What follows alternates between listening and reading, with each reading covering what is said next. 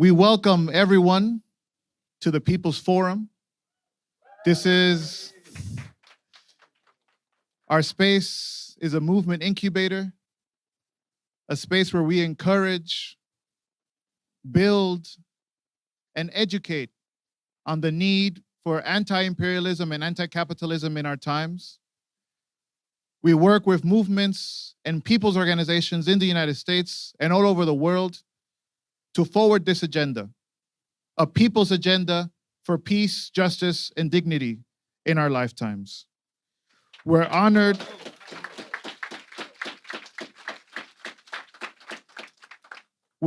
to convene this momentous meeting together with the Answer Coalition, because the time is now to say no to this war. The US empire, its friends and allies in NATO, have been manufacturing a consent. They think that with $91 billion, countless flags, warmongering, they can convince all of the planet to agree with their latest proxy war. But we say, no. We say, no. We say, no. Not only the people in this room are saying no, it's the mass sentiment of the majority of the people around the world, in Africa, in Asia, in Latin America, who also say no to this war.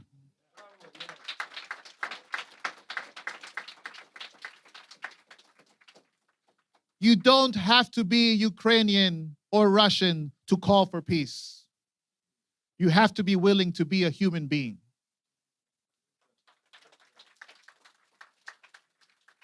As people who collectively inhabit this planet, which we want to protect, not for ourselves, but for our children and our grandchildren and all those who inhabit it, we are saying no to NATO expansion. We're saying no to this proxy war. We're saying no to the US government's policy of bleeding Russia through the lives of countless Ukrainians. We are not going to wait for nuclear war. We are not going to wait for global famine. We are not going to wait for a further energy crisis. Why? Because we understand very clearly, we see very clearly that the only group of people who benefit from this war, the only people who benefit from there not being peace negotiations, continue to be the elites in Washington. We will not allow them to sacrifice either the Ukrainian or Russian peoples, or better yet, we will not allow them to sacrifice the planet for their new war of greed.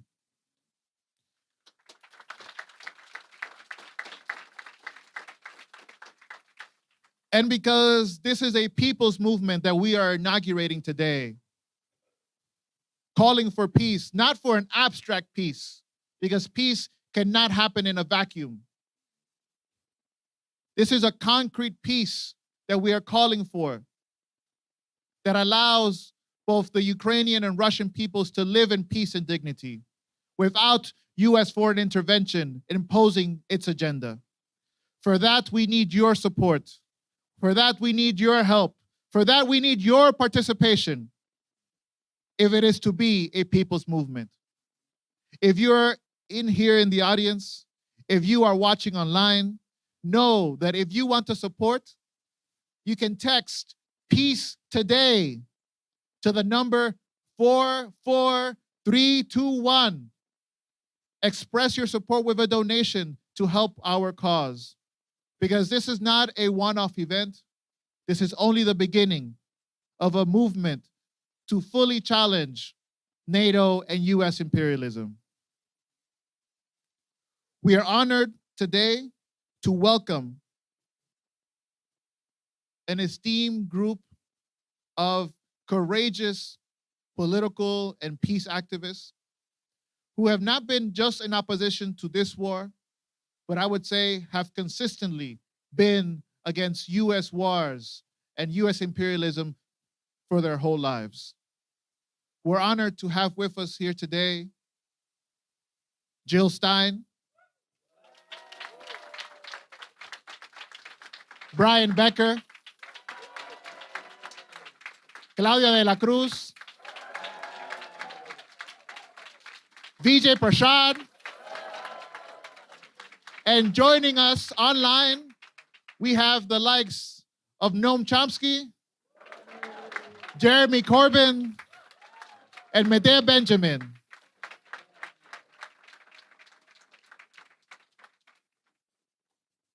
Think of this meeting as a rally. So feel free to shout, feel free to raise your fist, feel free to support the speakers on stage.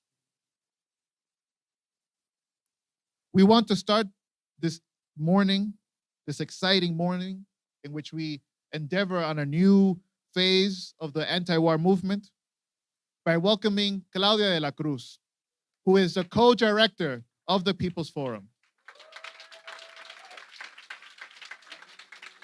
Claudia is a longtime community organizer from the South Bronx. If anyone wants to question credentials, you don't question the South Bronx. Welcome, Claudia.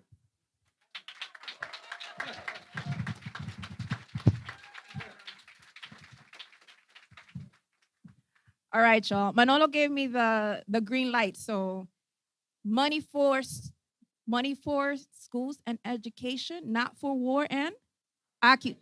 All right. Now that we all got this down packed. Money for schools and education. Not for war and occupation. Money for schools and education. Not for war and occupation. All right, we gotta get them voices ready because we at some point gonna have to shout that out in the streets. You ready for that? All right. So when my comrades and friends organizing the conference called, they said, you got to talk about demonization. And I was like, word, I got you.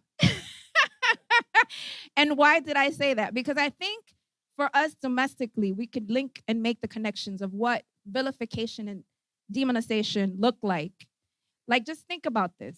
When Black young people are killed and murdered by racist cops, we're never trained to ask about the racist state. We're always trained to ask, what were they doing? Right?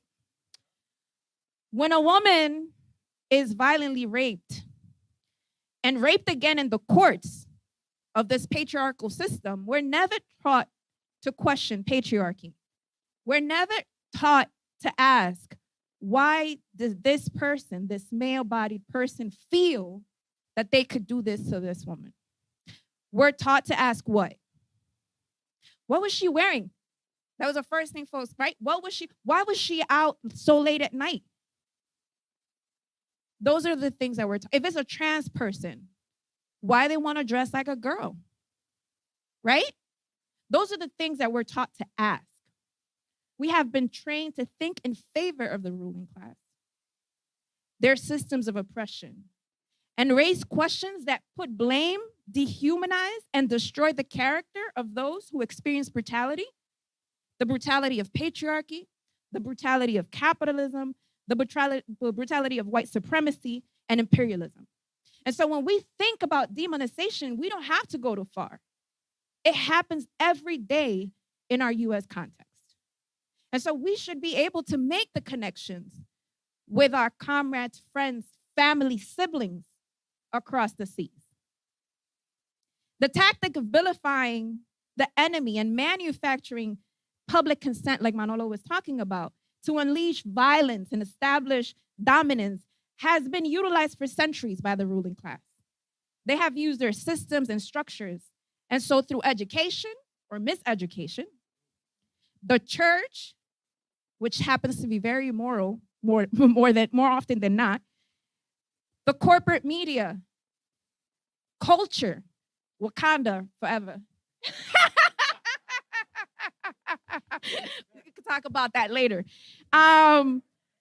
continuously tries to shape public opinion and move the masses towards justifying and supporting wars that impact our lives and the lives of the working class people globally. We're not taught to ask, why are these our enemies? In whose interest are they labeled as such? Who benefits from these attacks? Who is let off the hook? Who creates the conditions for such brutality? Those are not the questions that we're taught to ask. If we were to be critical and we were to understand that the ones who have always benefited are the global capitalist forces and US imperialism, they use our resources. They launch invasions, wars, while the majority of the world's population suffers the consequences. We put the bodies, we mourn the bodies. Mother Earth continues to suffer because they lie, because they justify, and because they train us to say, do what you must. Since 1980, the US has been in at least 15 overseas attacks, 15 overseas wars. Its military has bases in 85 countries. Who is the empire? When they're talking about Russia trying to reestablish their empire. For real, dude. Who is the empire? Who is the perpetrator of violence?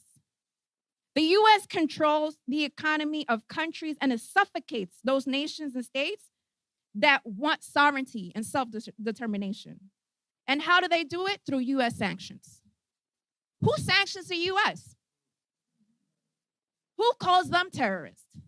Who brings them up to international courts? The US is the biggest perpetrator of war and brutality. So I gotta give a shout out to the haters, because that's what the Bronx do. TPF and the Answer Coalition called for this conference. Amazing, by the way. You all look very great. Give yourselves a round of applause. We're the courageous ones. And I would dare to say, I would dare to say that we made the right people upset. Shout out to the 5 people outside. We are clear. We must not be lukewarm in our positions. I will say that again. We must not be lukewarm in our positions. We don't have to be Russians, and we don't have to be Ukrainian to say that the US war machine needs to stop.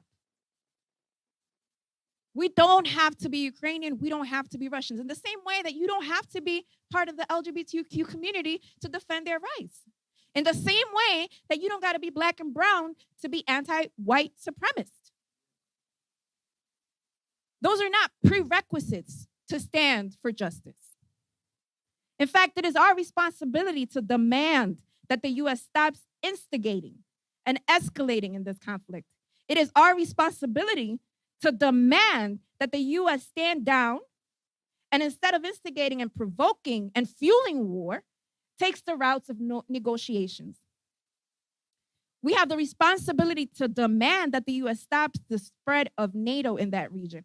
Actually, we have the right and responsibility to ask for the shutdown of that war machine.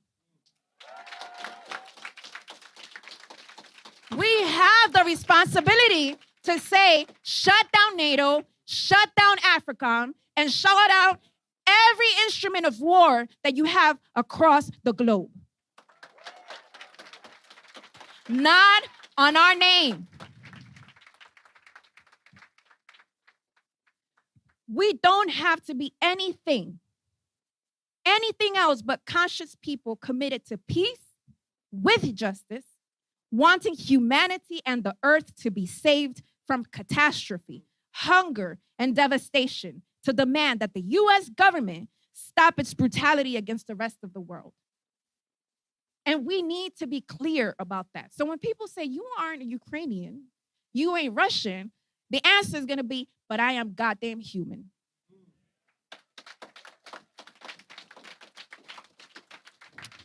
The US government administration and the Pentagon have historically created disastrous conditions and provoked conflicts all over the world. Nancy Pelosi. I would say God bless her heart, but that's not really how I feel. You remember, I mean, it just happened recently. The U.S. House Speaker, Nancy Pelosi, goes to Taiwan. China's like, don't come. Do you go to anybody else's house like uninvited? Because if you do, you deserve to be reprimanded. Like China said, don't come. What does she do? She goes. And the rest of the G7 ministers are like, bet. And actually, China, you overreacting, bruh. You are overreacting. So you violate our space. You do not respect the lines. People talk about boundaries all the time these days. You don't respect the boundaries, and we overreact? That's the U.S. for you. The U.S. narrative about Ukraine, the Ukraine war, unprovoked attack by Putin. That's the narrative. But how much of that is a fact? Who is solidifying its empire at the expense of the people of the world if it's not the U.S.?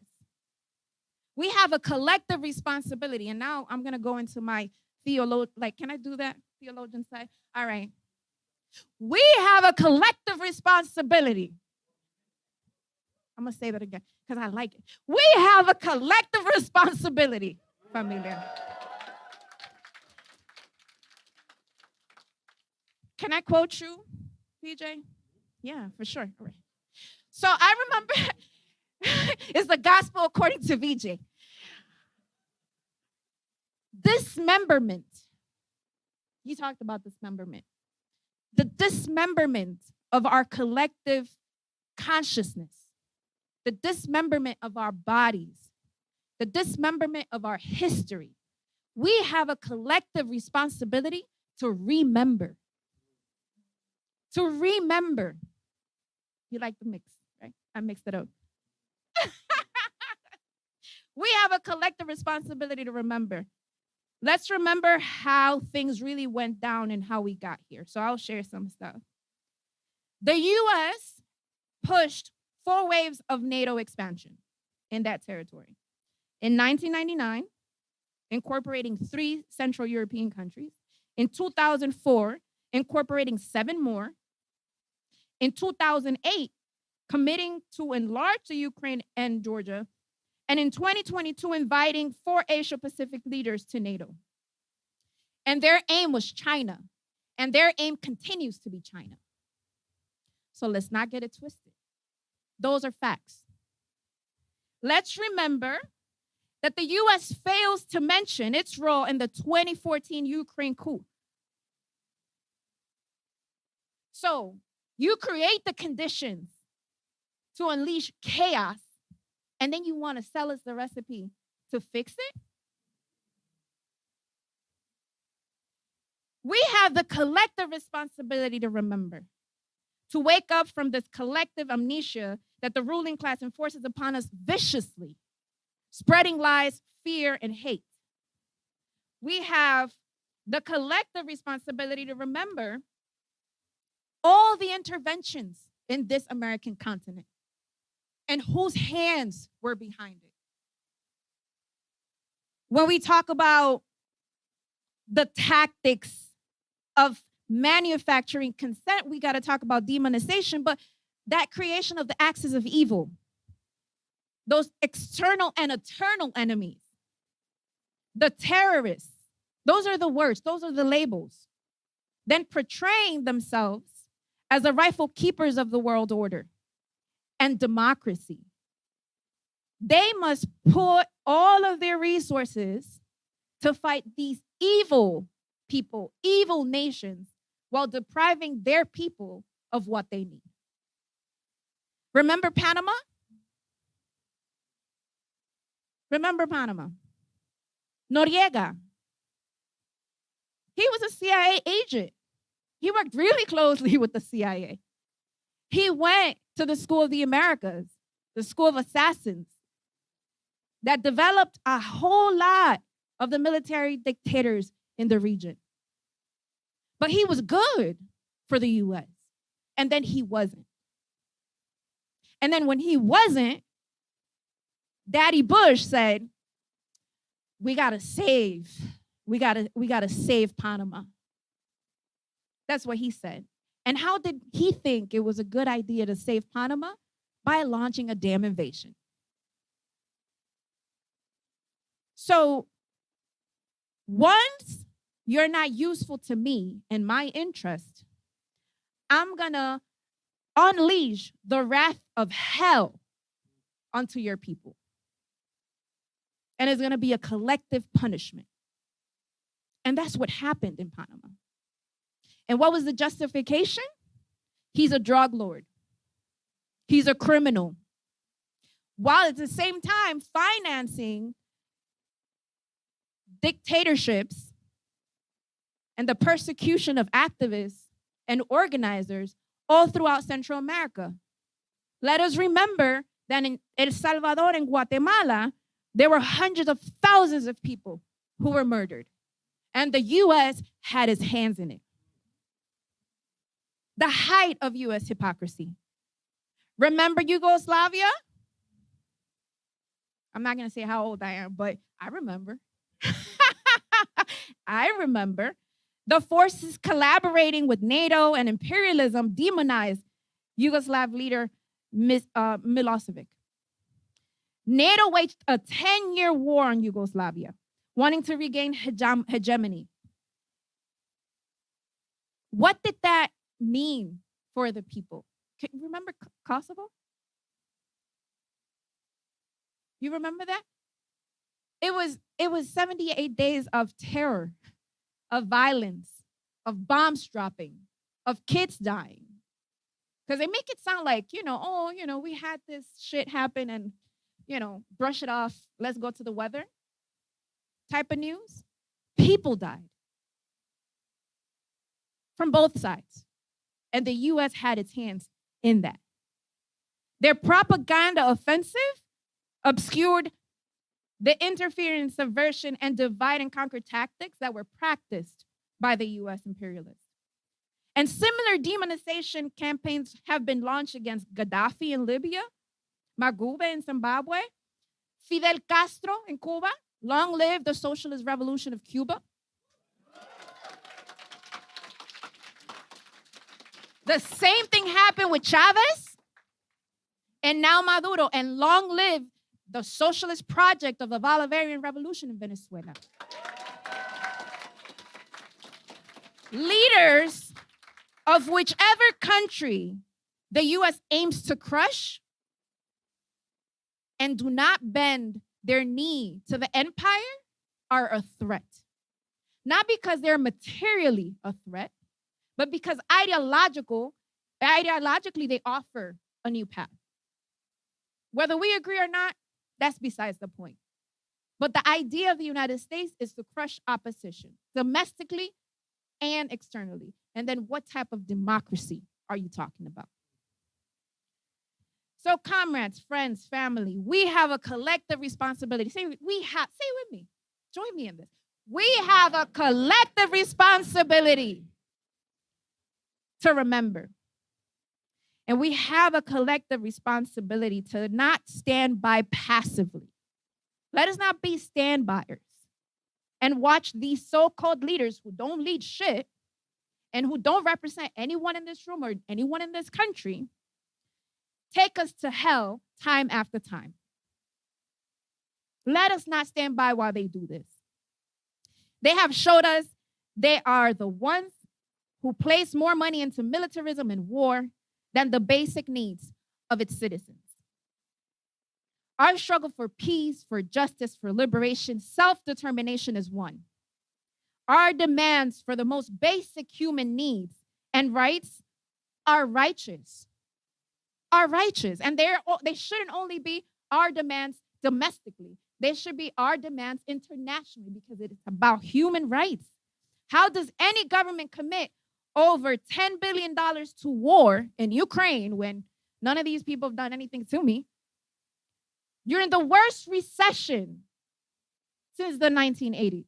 How do they commit to strengthening their military budget while there are 150 million people in the US living in poverty? How can they speak to justice when people can't afford to live in this country? How? Who is the actual threat to the US?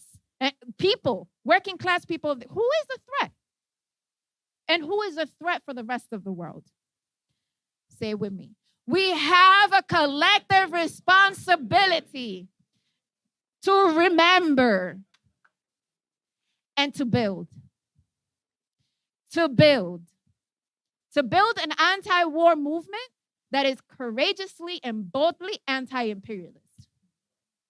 It can't be a whitewash, let's have peace, we love everybody type shit. No. There are people who don't deserve to be loved. The US and its war machine don't deserve no love from me. So we need to be clear about that. We must oppose this path of terror, of brutality, of violence, of imperialism, at home and abroad. Mother Earth and humanity is at stake. So what do we have? We have to remember and to build. Amen to that.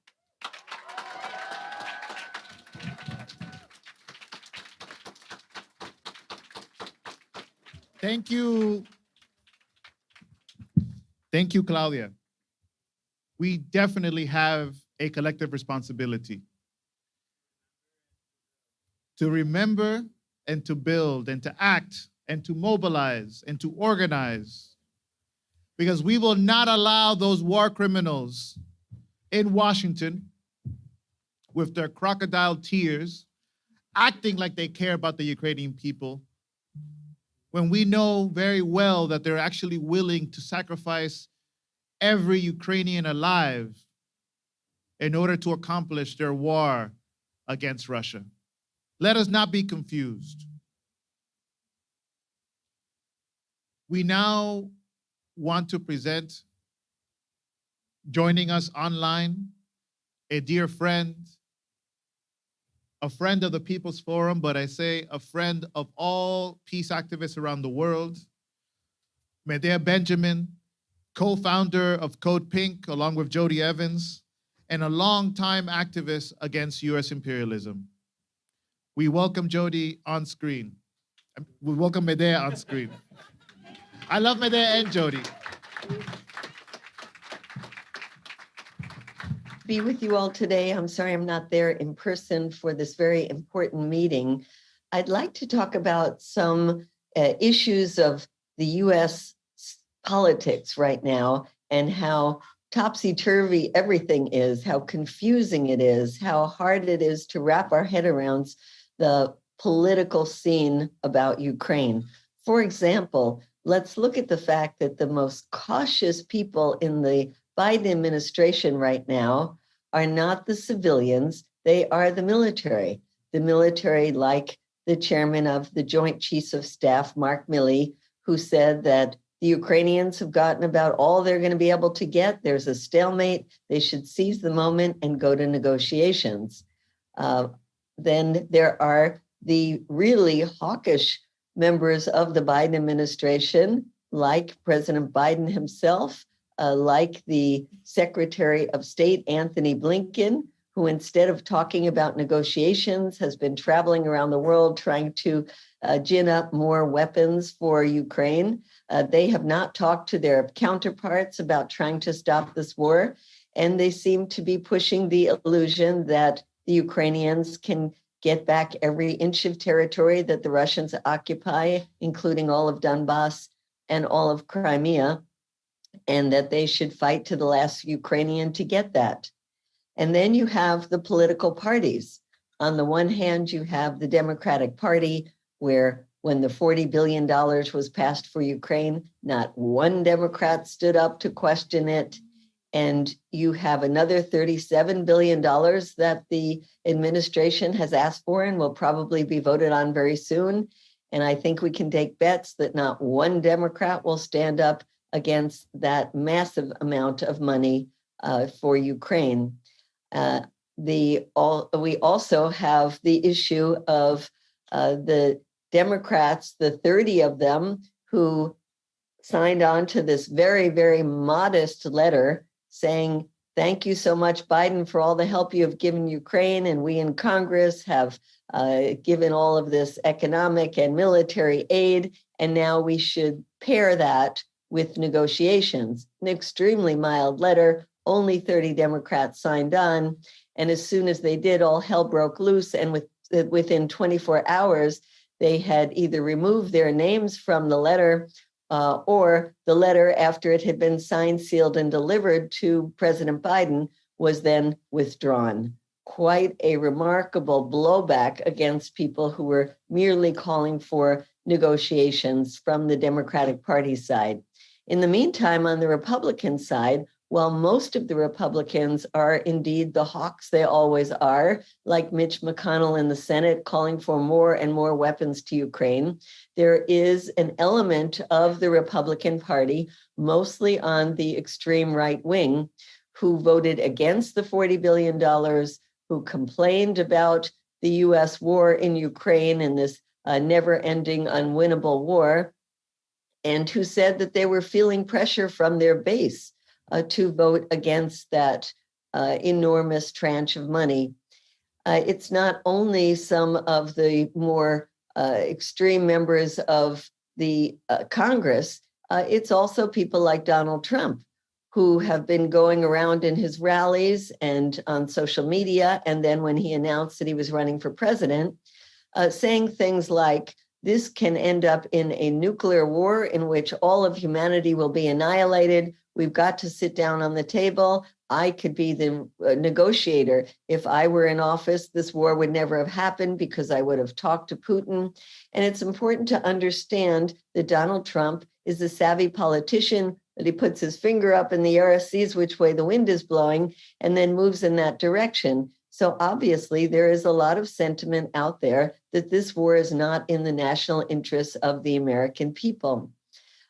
So you see the right wing and the Donald Trump and Tucker Carlson from Fox being the ones who are today the peacemakers, where the party of war is clearly the Democratic Party. Of course, let's not say that the Republicans are a peace party, but that certain elements of the Republican Party are understanding that this war cannot be won on the battleground. And so where does that put us today? I think it puts us right where we know we need to be, which is we don't have a movement that is strong enough to push both of the parties and to push the Biden administration into the right position. And that's why today's meeting is so important. That's why it's so important to gather up our forces and to extend them, to get the people in the environmental movement to recognize that this war has only led to the production of more dirty energy, giving a green light to the oil, the gas, the coal, the nuclear weapon war, the nuclear power producers, to say that we have to make up for the sanctioning of Russian energy and produce more dirty energy that US companies will benefit from. We have to get the environmental movement to work with us to say that this war and all wars are so destructive of the environment, and they have to stand with us for peace. We also are calling on the faith-based movement to say war is immoral, all wars are immoral, and they need to come with us and call for a Christmas truce like happened during World War I. So we are calling on faith-based leaders around this country to join the Pope, who has said we must get all sides to the table. And of course, people who are working for things like healthcare for all in the United States, a free college education, all of those people have to recognize that as we are going to spend over $100 billion in less than a year on this war, we must make people understand that that money could be going for needs at home, and of course could be going to address the climate challenge that really threatens our entire future as a planet. So I just want to end by saying thank you to the organizers. Thank you to those who are listening. We do have a coalition called peaceinukraine.org that you can join either as individuals or as organizations. Let's build this movement. Let's demand ceasefire and negotiations now. Thank you.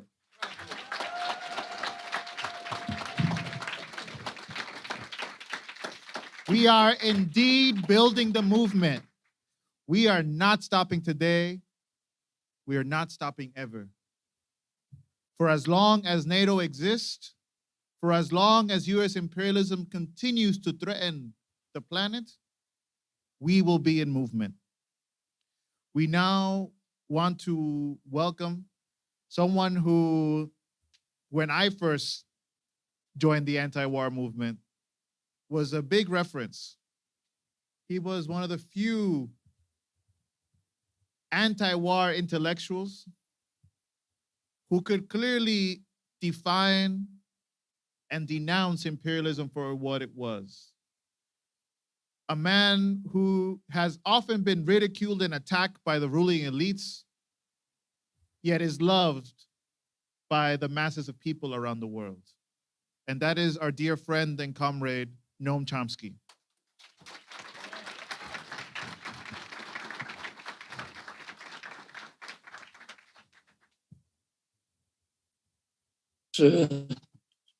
Let's start with a truism. A war can end in one of two ways.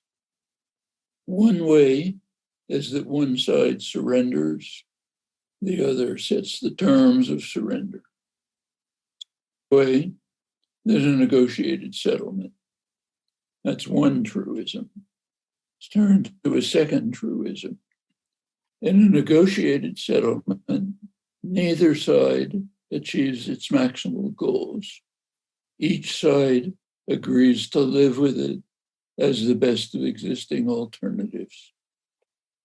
These observations seem simple enough, but they actually merit some thought. Let's take a look at US policy.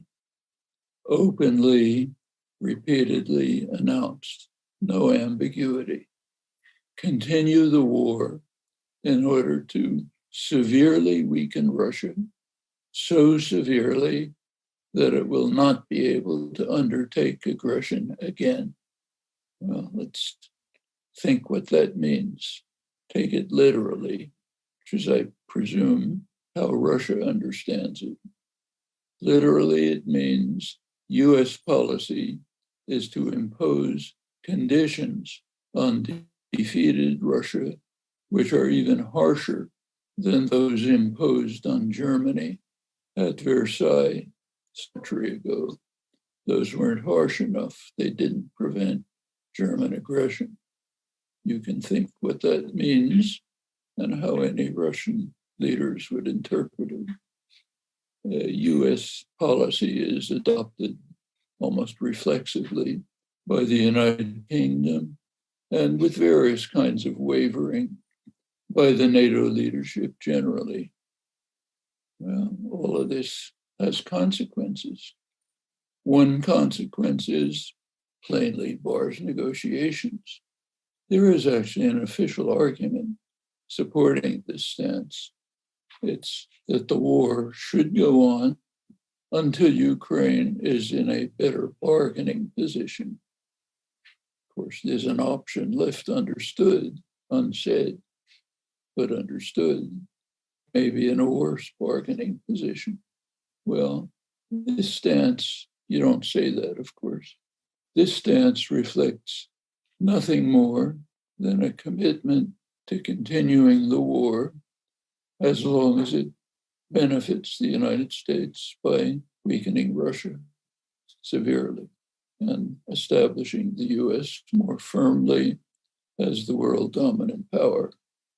Well, by now it's also openly recognized that continuing the war provides a valuable opportunity for the United States and its allies to test new equipment and advanced techniques of warfighting about which they're very proud.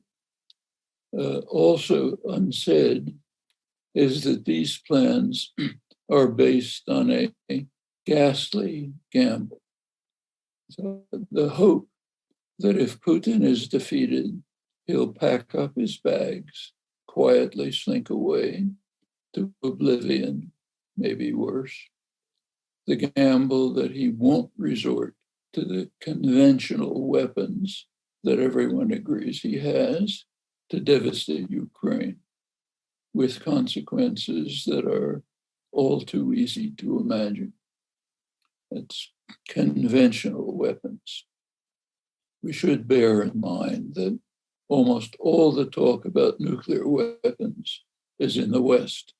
Russia has occasionally enunciated the standard doctrine of nuclear powers. If its survival is threatened, might resort to nuclear weapons.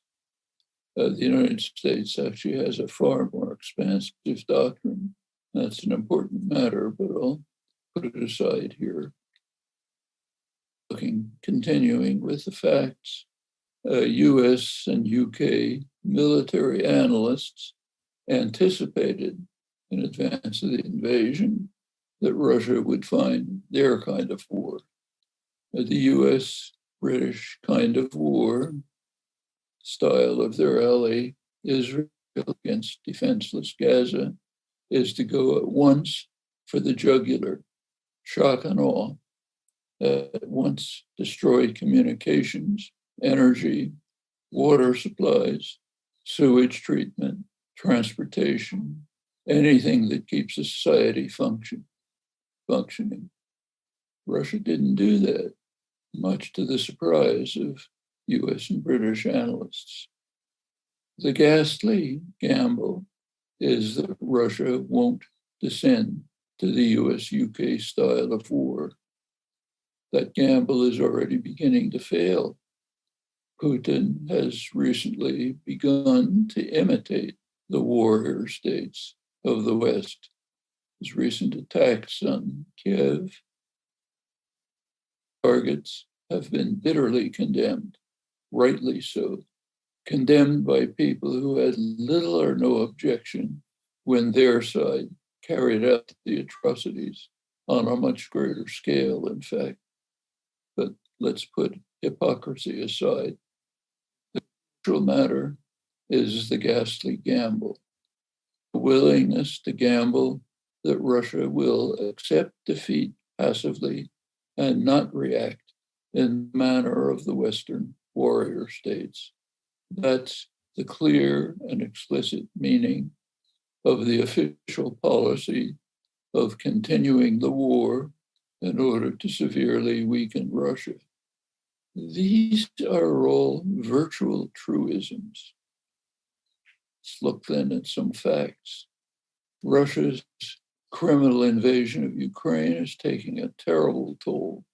The longer it continues, the more severe the toll. Ukraine, of course, is the primary victim, but the impact reaches far beyond. It includes millions facing starvation in countries relying on grain and fertilizer from the region, and also fuel that's being diverted to Europe and the rich countries.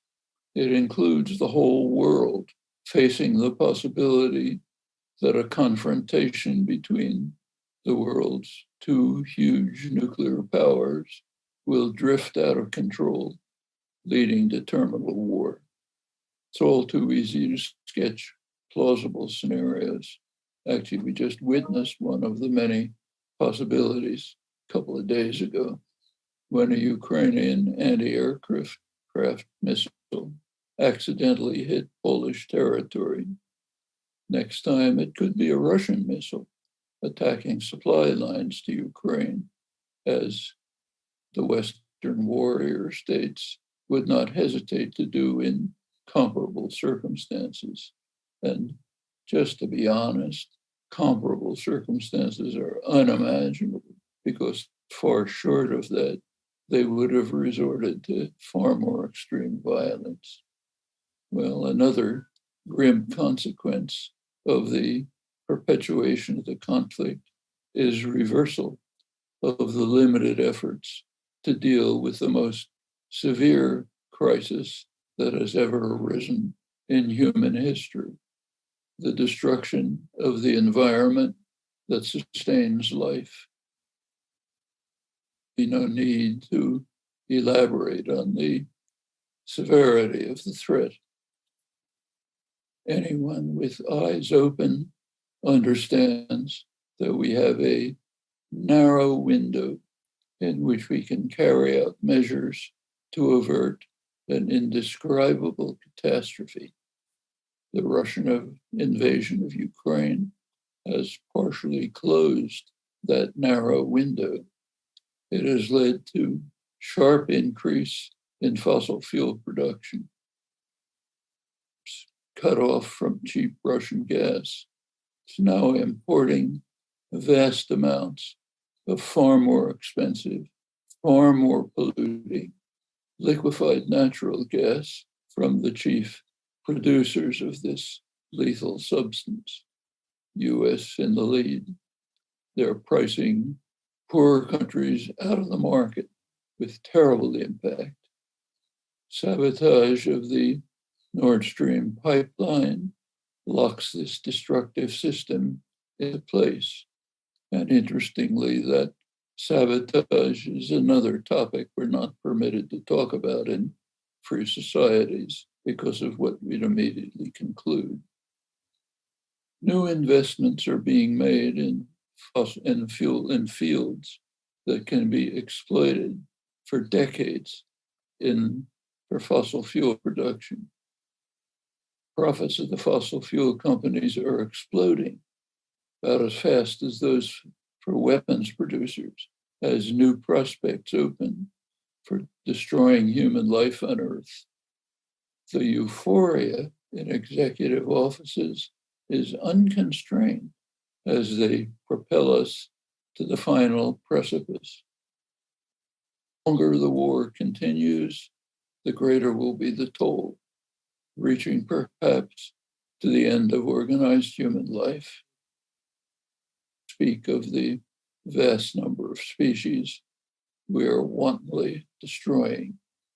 That, of course, is assuming that we can ward off the option of destroying ourselves more expeditiously with nuclear war. It's a possibility that is now being casually discussed as if it were an option.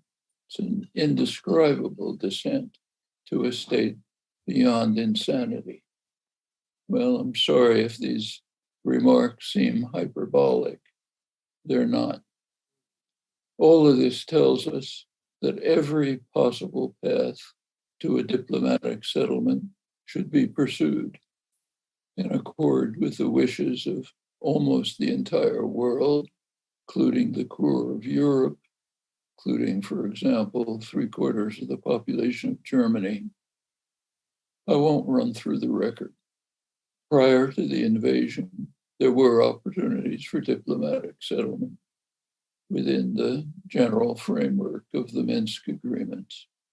As recently as last April, Ukraine-Russia negotiations were proceeding under Turkish auspices. The two Western warrior states, US and Britain, both registered opposition to them. Interest in diplomacy is so limited that there's almost no coverage. So we do not know how significant a factor this was in the collapse of the negotiations. As the conflict persists, positions harden, the options for diplomacy narrow, the ghastly gamble becomes even more ominous. There is no time for delay.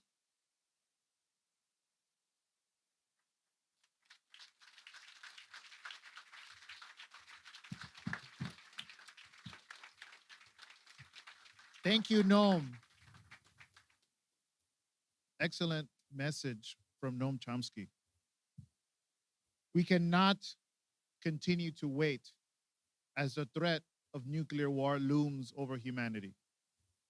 As we speak, US nuclear bombers stationed in Europe are somehow notices away from pulverizing their so-called Russian enemy. At the same time, as we speak, 345 million people around the planet face hunger. This number increased from 222 million just since March. In this ghastly gamble of what Noam Chomsky speaks about, who is it that the US ruling class is willing to sacrifice? They constantly talk about sacrifice. Biden says the American people are willing to sacrifice in order to support this war in Ukraine. The problem is, are we actually going to let him sacrifice the planet? No. Are we going to allow them to sacrifice the Ukrainian people? No. Are we going to allow them to sacrifice the people of Africa, Asia, and Latin America? No. We refuse in the name of peace. We refuse to accept their conditions and their terms. We are beyond honored. I am so excited to have Jill Stein in the house. Because Jill Stein is, I don't even know if I can call her a politician because I don't want to insult her name. But she has been someone who has, in multiple political spaces and debates in the political arena, has demonstrated a new type of politics, a different type of politics. In her time, she's been twice presidential candidate for the Green Party in the United States.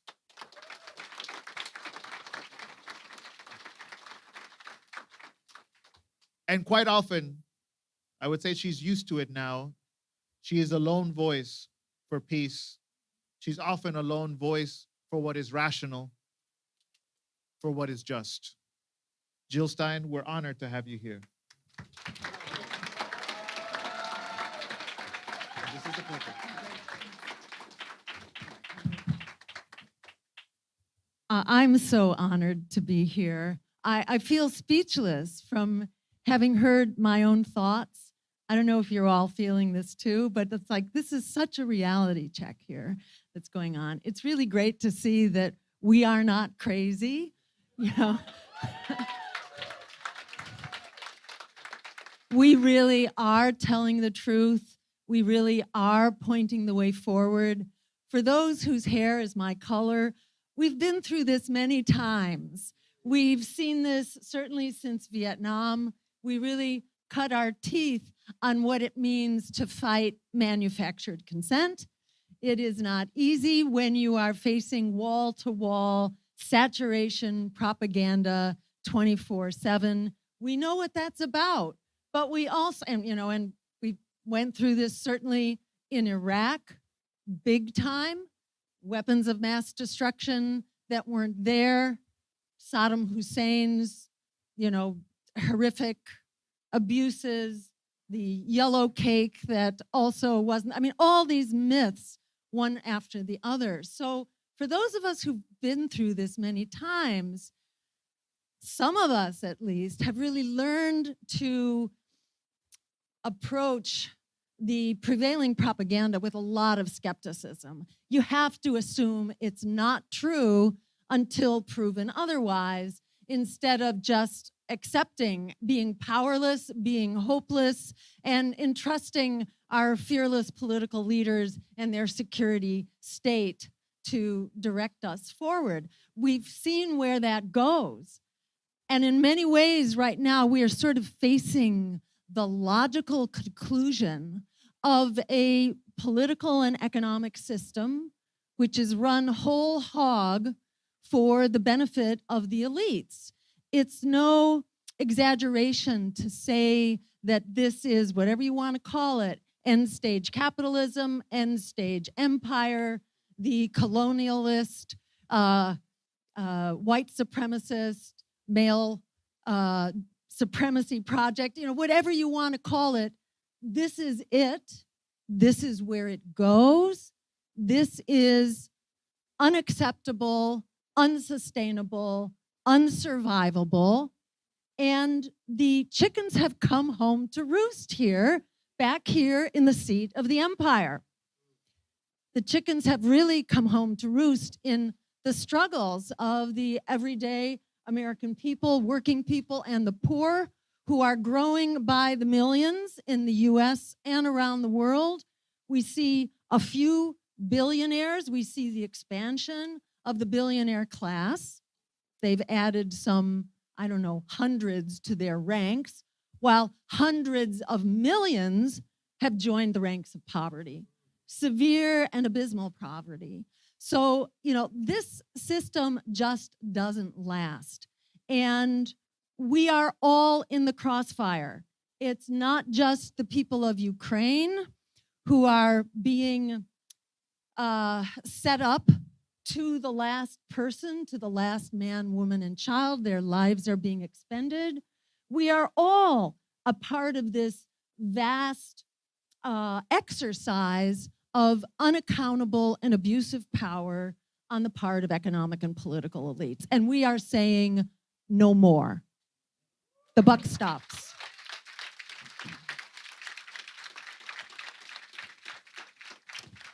And it's just music to my ears to hear what everybody has been saying here.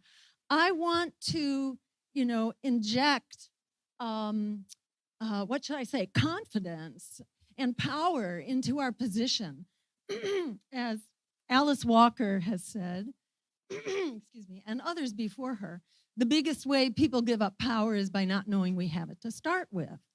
It's really amazing how much power we have, even on this issue. Thank you. Gallup, the polling organization,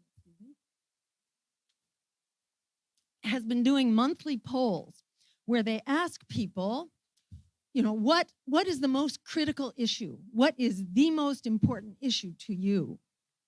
If you look at Congress, you'd think, well, obviously the most important issue is Ukraine. It is weapons sales and production. It is the military-industrial complex. That's what Democrats and Republicans agree on. That is their funding priority, not funds to expand the child tax credit, not funds for health care as a human right when 70,000 people every year are dying from lack of health insurance. And that's on top of the COVID deaths, where 1 out of every 3 were linked to a lack of health insurance. It's not the housing emergency that is just exploding before our very eyes. There's something like 11 million people right now who are facing potential imminent eviction, and that is certainly growing. Those figures are old because what is being hit by inflation, it's not only energy costs and food costs, it's also housing, big time. So we're not funding that. No, to look at Congress, what we have to fund, and this is very clear and very explicit,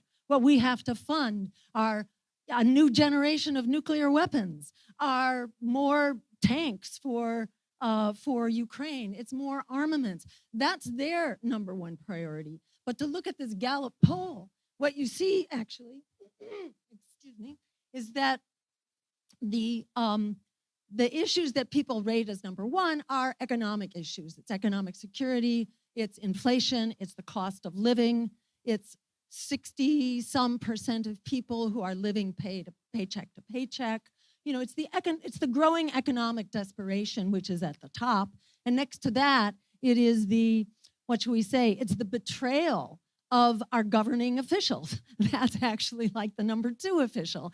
That's the number 2 rank, is how outrageous we are being governed and how abusively we are being governed. That's the number 2 issue. So you don't hear about this, on MSNBC. You're not hearing about what's important to people. You're just hearing kind of the Defense Department talking points.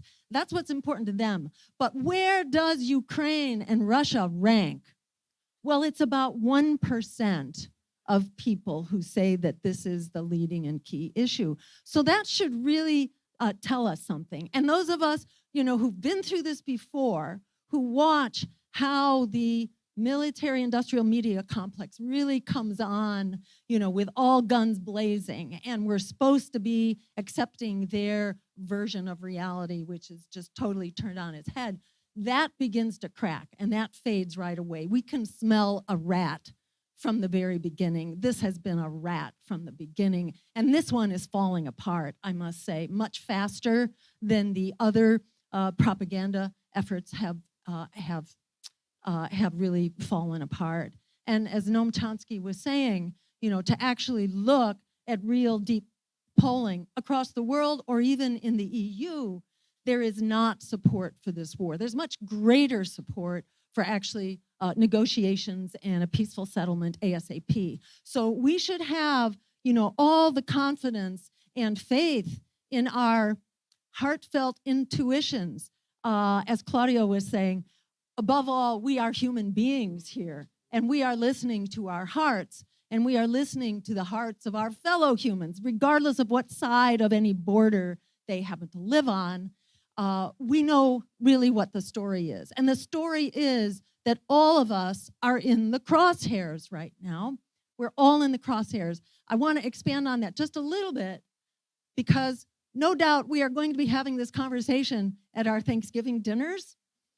And we're all not going to be on the same side if your family is out like mine.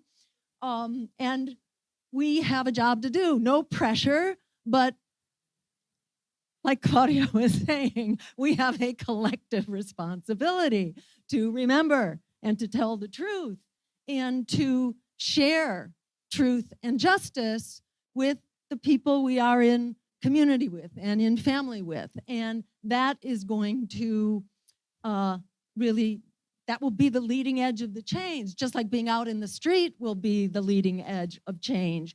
Really using all of the tools at our disposal to throw the bums out from elected office. That will be part of the change that also needs to happen. But I want to talk a little bit about how this is hurting us. We at the center of the empire, who are supposed to be like all for this. I want to just say a few things about the many ways that this is hurting. And let's see, maybe we will try to show a picture or two. Let's see. This does not seem to be advancing.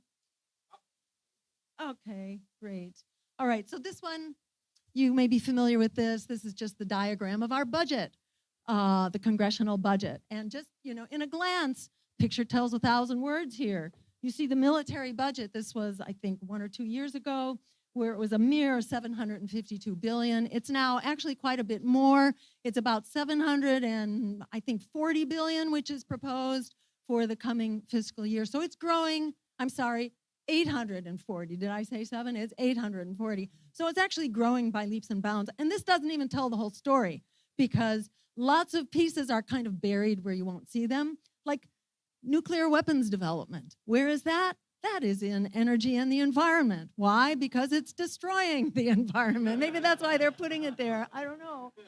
But there are tens of billions of dollars that are buried there. There's Homeland Security.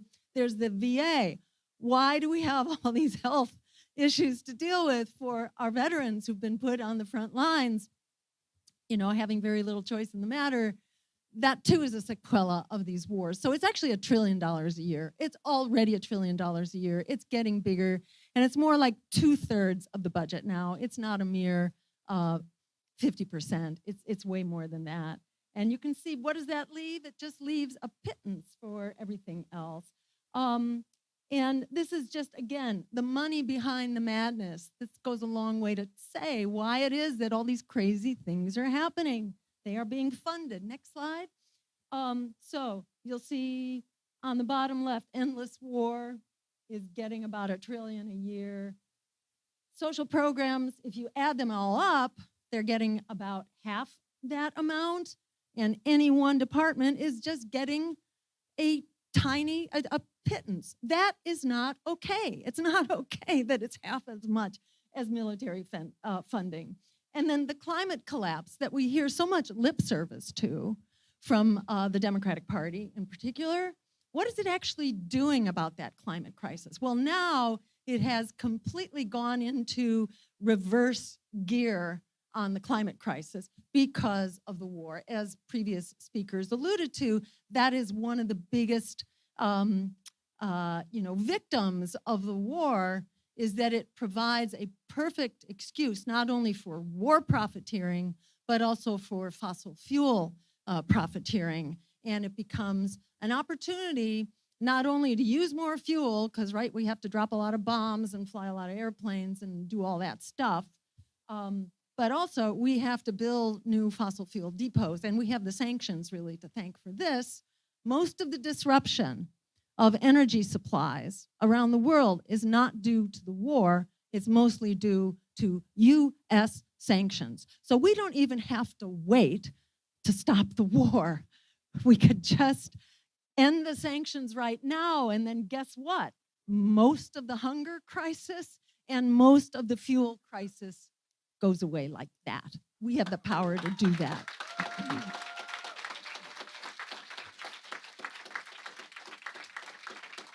We don't have to wait. We don't have to wait.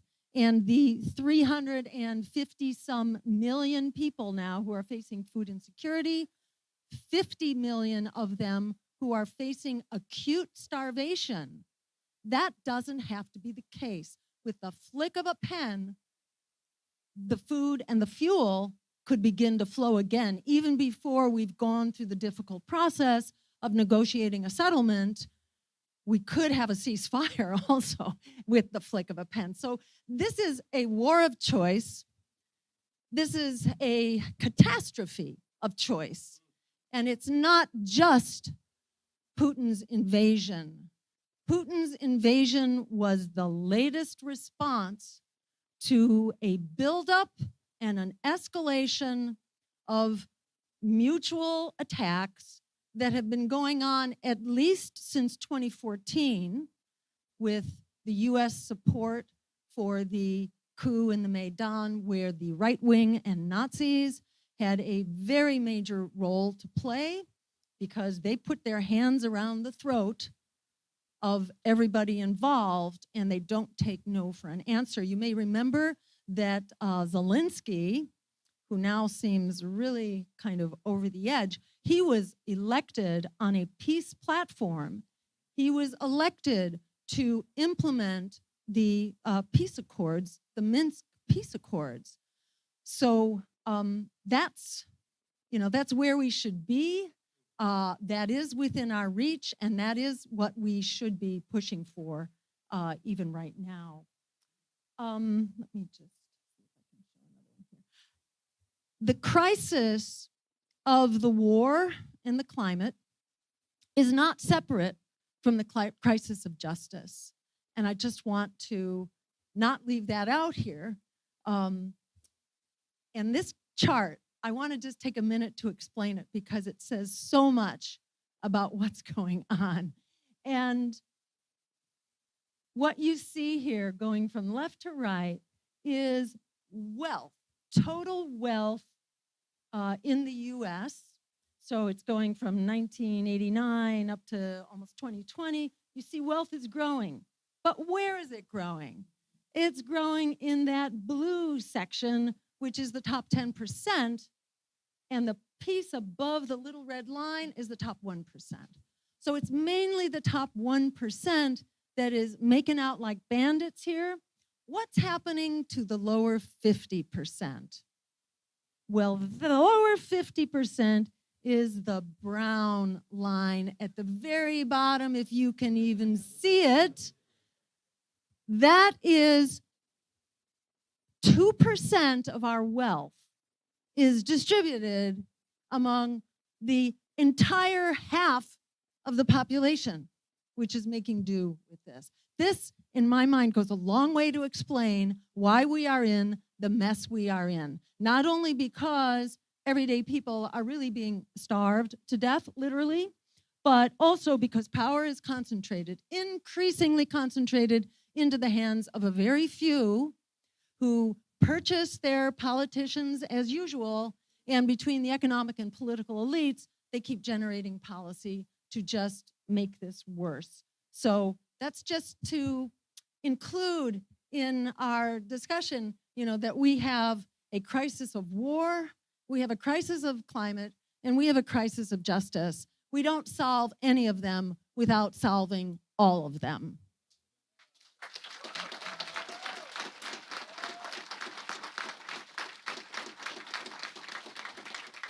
And then I will try to wrap up because I could keep going all day here. It's really wonderful to have you all here doing what you're doing. I want all of us to help all of us lead the charge on this because, again, no pressure, but it really is up to us. We're here because we get it. And as has been said here several times today, the clock is ticking and we don't have much time. So we really need to use every means at our disposal. Part of that is being out in the street. Part of that is also just in our conversations, talking to our friends and neighbors in our communities. So what is the cost of militarism? It's not only those dollars that we've been talking about, it's also that when you superpower the military, it does really crazy things. Our military is completely off the charts. It's those 800 bases that we have around the world, when the rest of the world has 30 of those bases all put together. It's the cost of our budget. It is 68 coups and regime change operations that have been instigated by the US since the Second World War. According to the Congressional Research Service, we have intervened with our military 251 times in the past 20 years. 20 years, 30 years, in the past 30 years. So you get a military that's doing crazy things, and we have the commitment to nuclear weapons. And in this recent nuclear posture review, in spite of Joe Biden's promises during the campaign that he was going to adopt a policy of no first use, he basically adopted a policy as, well, yes, we can use nuclear weapons on a first basis when we decide. We're not going to take any of our tools off the table. And that policy is one of complete nuclear madness. I also want to mention full spectrum dominance. Does that ring a bell to anybody? Yeah, okay. So people in this room probably know what it is, but just very briefly, full spectrum dominance is the established official policy of the US foreign policy and military establishment, which is, to put it very simply, it's that we will dominate all spaces and all other countries. And no, we will not allow competitors to emerge militarily or economically. So this goes a long way to explain why we've had this gearing up of hostilities towards both Russia and to China. They are not allowed. You are not allowed to become a full player on your own terms. That's basically what's going on there. And this policy, it turns out, was actually declared. How far back does it go? It actually goes back to the breakup of the Soviet Union, 1991. In 1992, the Pentagon issued its formal policy, basically that it will not tolerate the emergence of new competitors in the region of the former Soviet Union or anywhere else. It will not tolerate competitors that are hostile, and it also won't tolerate competitors among our allies. It actually said that. I mean, it's really incredible. If this was a person, you would be sending them to a social worker. I wish they had such a thing, The UN needs social workers. And as part of that exercise in full spectrum dominance, we have been basically undermining peace developments for a long, long time, for decades actually, but particularly in the conflict with Ukraine. And then the escalation towards the nuclear war. We have been the ones who have disrupted the treaties. The US of A is the one who essentially pulled out of and destroyed virtually every nuclear treaty. This is a big problem because when you have a lot of nuclear weapons and you don't have rules for how they're being used, it's very easy for people to panic when they think a nuclear weapon is approaching and to just, trigger the response when it's not even warranted. But in truth, the real solution here is just get rid of the nuclear weapons, all of them.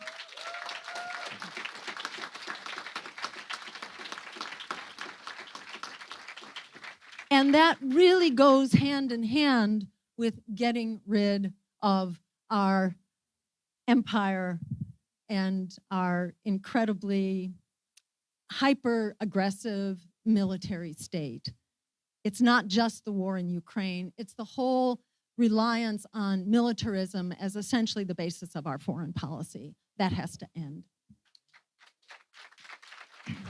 And again, the bottom line is that this comes back to us to roost. The chickens come home here to roost. And what's happening in the climate is another case in point. That just shows you how the temperature's been going up from the year, whatever it is, around 2000 up to current. So I won't say a lot more about that, except that the last 8 years on record have been the hottest years around. I'm only showing the Colorado River here because most of us are eating the food that is produced thanks to the Colorado River, which supplies half of the fruits and vegetables for the entire United States. It is 75% depleted. It is well on its way to a critical threshold where the water will not flow. So expect famine to be coming to a neighborhood near you pretty soon. This isn't something we can just sit back and allow it to go on. Same thing with the collapse of the ice sheets, which is well underway. This year, for the first time ever, rain was observed falling on Greenland and also on the South Pole, on Antarctica.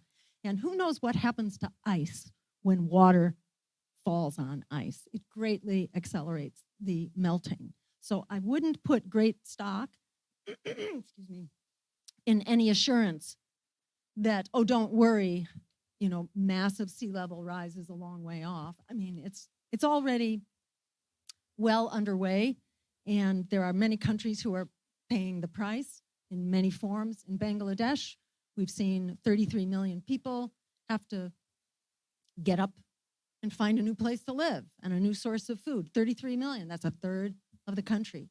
I mean, it's absolutely staggering. That's not from sea level rise, but that's just change in weather patterns and rain. So the climate has come home to roost, and I will mention 60% of animals, including mammals and reptiles, fish, and birds, are gone. 60% just since 1970. So it's really hard, I find, to put your hands around both what's happening with the war machine and what's happening with the climate. It's like my blood pressure goes through the roof to think about any one of these, and then to think about both of them. It's just, you know, it's just untenable. And it's really important to take that outrage that you get when you think about what the elites are doing to Mother Earth and humanity. It's really important that we target that into fighting, because this is a fight we can win. And as Alice Walker said, the biggest way people give up power is by not knowing we have it to start with. We have it. In fact, we are not just like, you know, competitive. Peace is not just a good idea. It's actually the only way forward.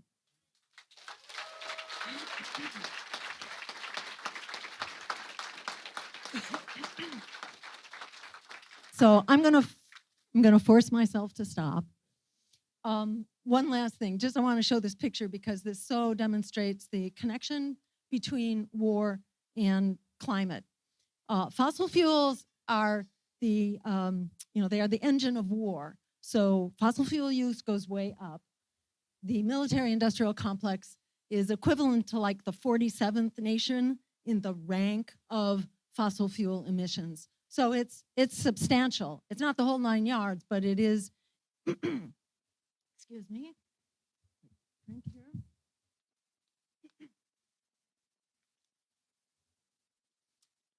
It is a very important part of the puzzle here. It's not only the fossil fuels, it's also the destruction of habitats, toxic pollution, the diversion of resources from other critical needs. There are just so many ways that these things interact. Here you just see the graphic from a project at the Boston University on the interaction of climate and war, making the point that the military has been emitting basically 257 million cars worth of emissions. So that's a lot of stuff.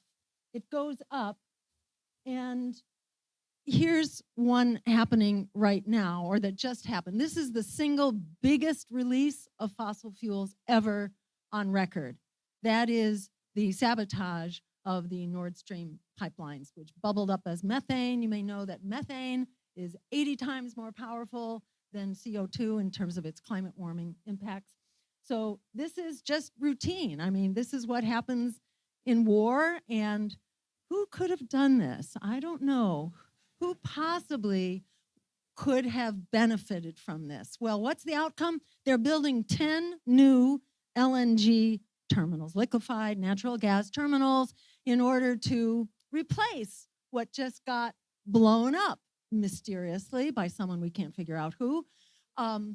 But we are now building the replacement. 10 of these very destructive, very environmentally destructive terminals in the US and 10 terminals in the EU. And what does that mean? It's not only that more fossil fuels are being used, but it also means that a whole lot of new infrastructure is being built. So war is an end run around the limits and the climate cautions and things like that for the fossil fuel industry. War is a profiteering opportunity for both the fossil fuel and the weapons industry, and we're going to stop it.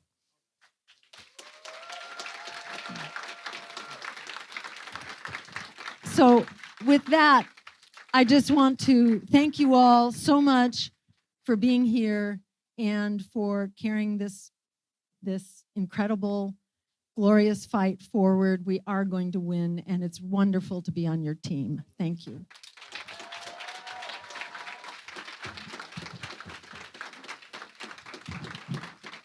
What's it gonna take to stop these war crimes?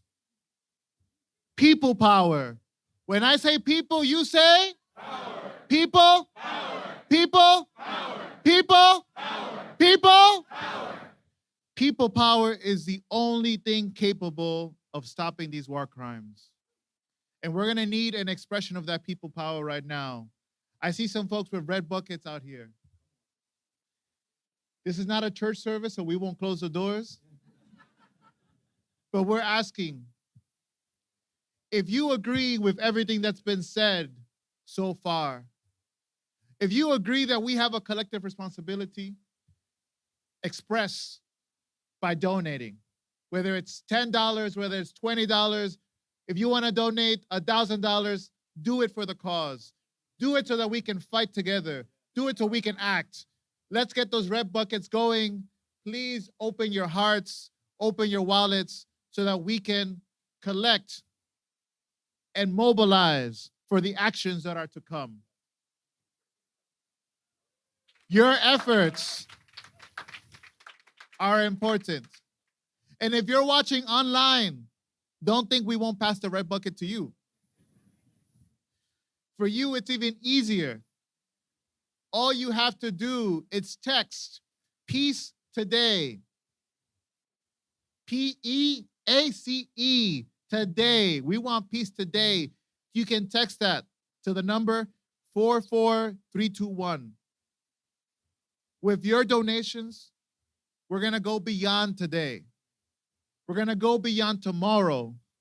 Your donations mean we can actually be fighting on the streets for what we know is right. No one else is gonna do it for us. We have to do it. That's why we're counting on each and everyone's donations. And if the buckets do come looking kind of half empty, we might have to do a church thing and close the doors. But luckily, to keep us informed and motivated, I actually want to call on a lead organizer of today's event. Someone who I would say has been not just a courageous voice, but a courageous organizer. Going back decades, Brian Becker has mobilized the anti-war movement in the United States.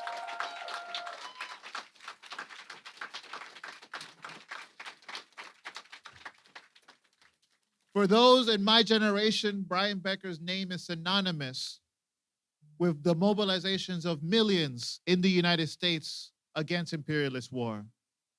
That's why we are beyond honored to have him not just speak, but to welcome him to be a teacher today, to give us context, to give us history, to give us insight, not just into why this war is wrong, but ultimately why and how we will act against it.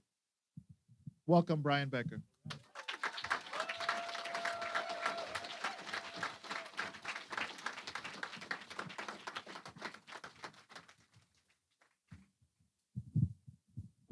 Thank you, Manolo.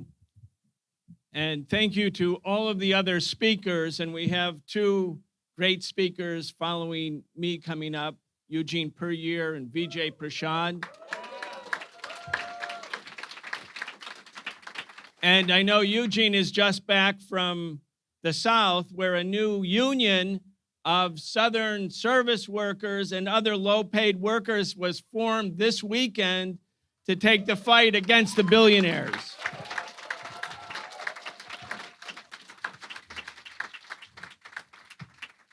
I also want to thank those who have come a longer distance. We have friends and comrades from Boston, Washington, D.C., Philadelphia.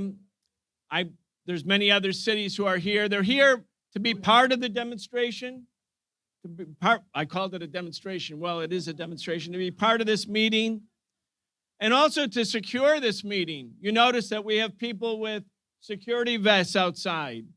Because guess what? When we announced that there was going to be a meeting with a very,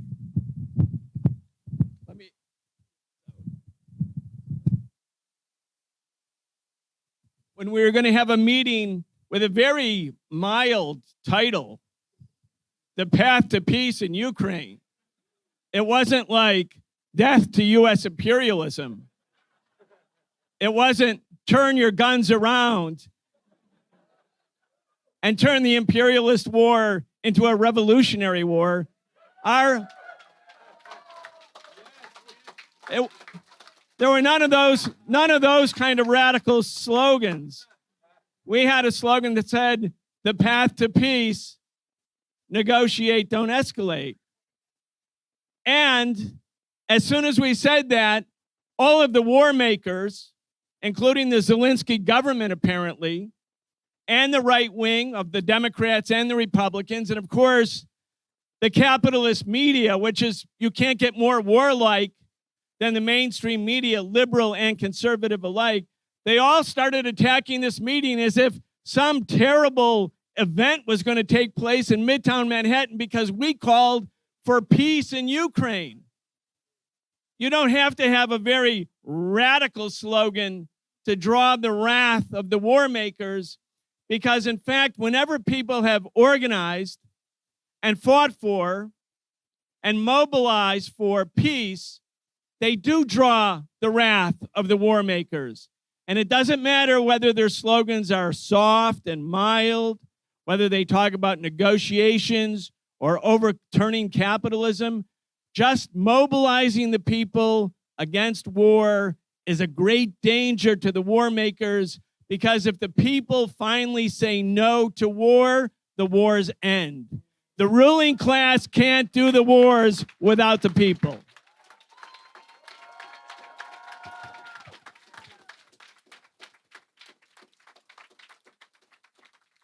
I mean, just remember when Eugene Debs opposed the U.S. entrance into World War I in 1917, he made a speech against the war. He said, let's not go and kill other workers in other countries.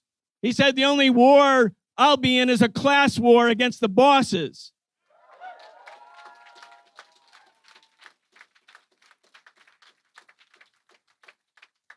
Again, that was a little bit more of a radical slogan.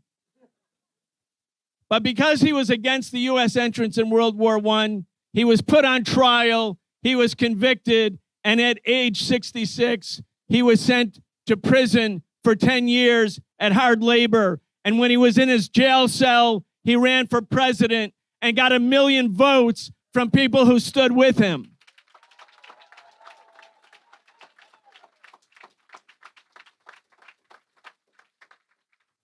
This coming year will mark another anniversary, not only of Martin Luther King's birth, but his death.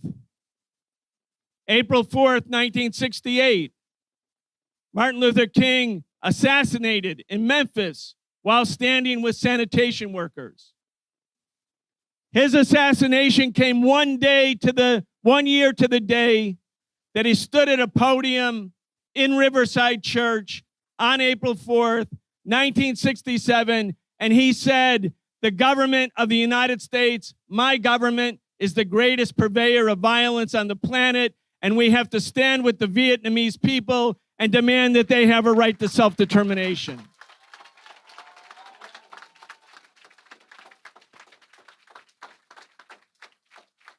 And 1 year later, he was shot dead because the war makers don't want the people to talk about peace.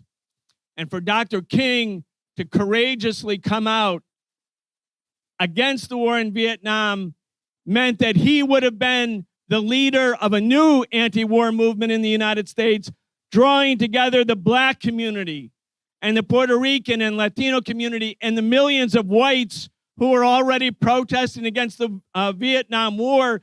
It would have been a rainbow, multiracial, multinational coalition for peace.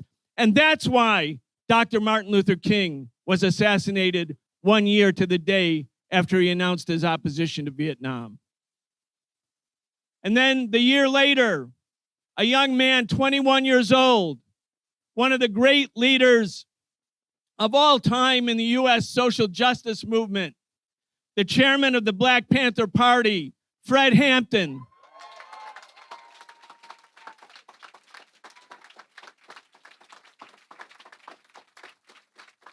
who is known as a leader of the Black Panther Party. Fred Hampton was also the leader of a multiracial, multinational peace movement against the war in Vietnam and in solidarity with the Vietnamese people and their right to determine their own destiny. And he was shot dead by the Chicago police and the FBI, December 4th, 1969. So when we see that our meeting under this very mild slogan, the path to peace in Ukraine, elicits all of this hostility and opposition, remember, it's not simply because Russia was the one that invaded on February 24th, 2022. The U.S. war makers will always oppose those who are advocating for peace, whether it's in Vietnam or Iraq or Afghanistan or Libya or Panama. It doesn't matter. If you stand for peace and against the war makers, you represent an existential threat. An existential threat, because if we win the people over, the war makers can't have the war. It's that simple. They don't fight their own wars. They get the working class to fight. They get the poor to fight.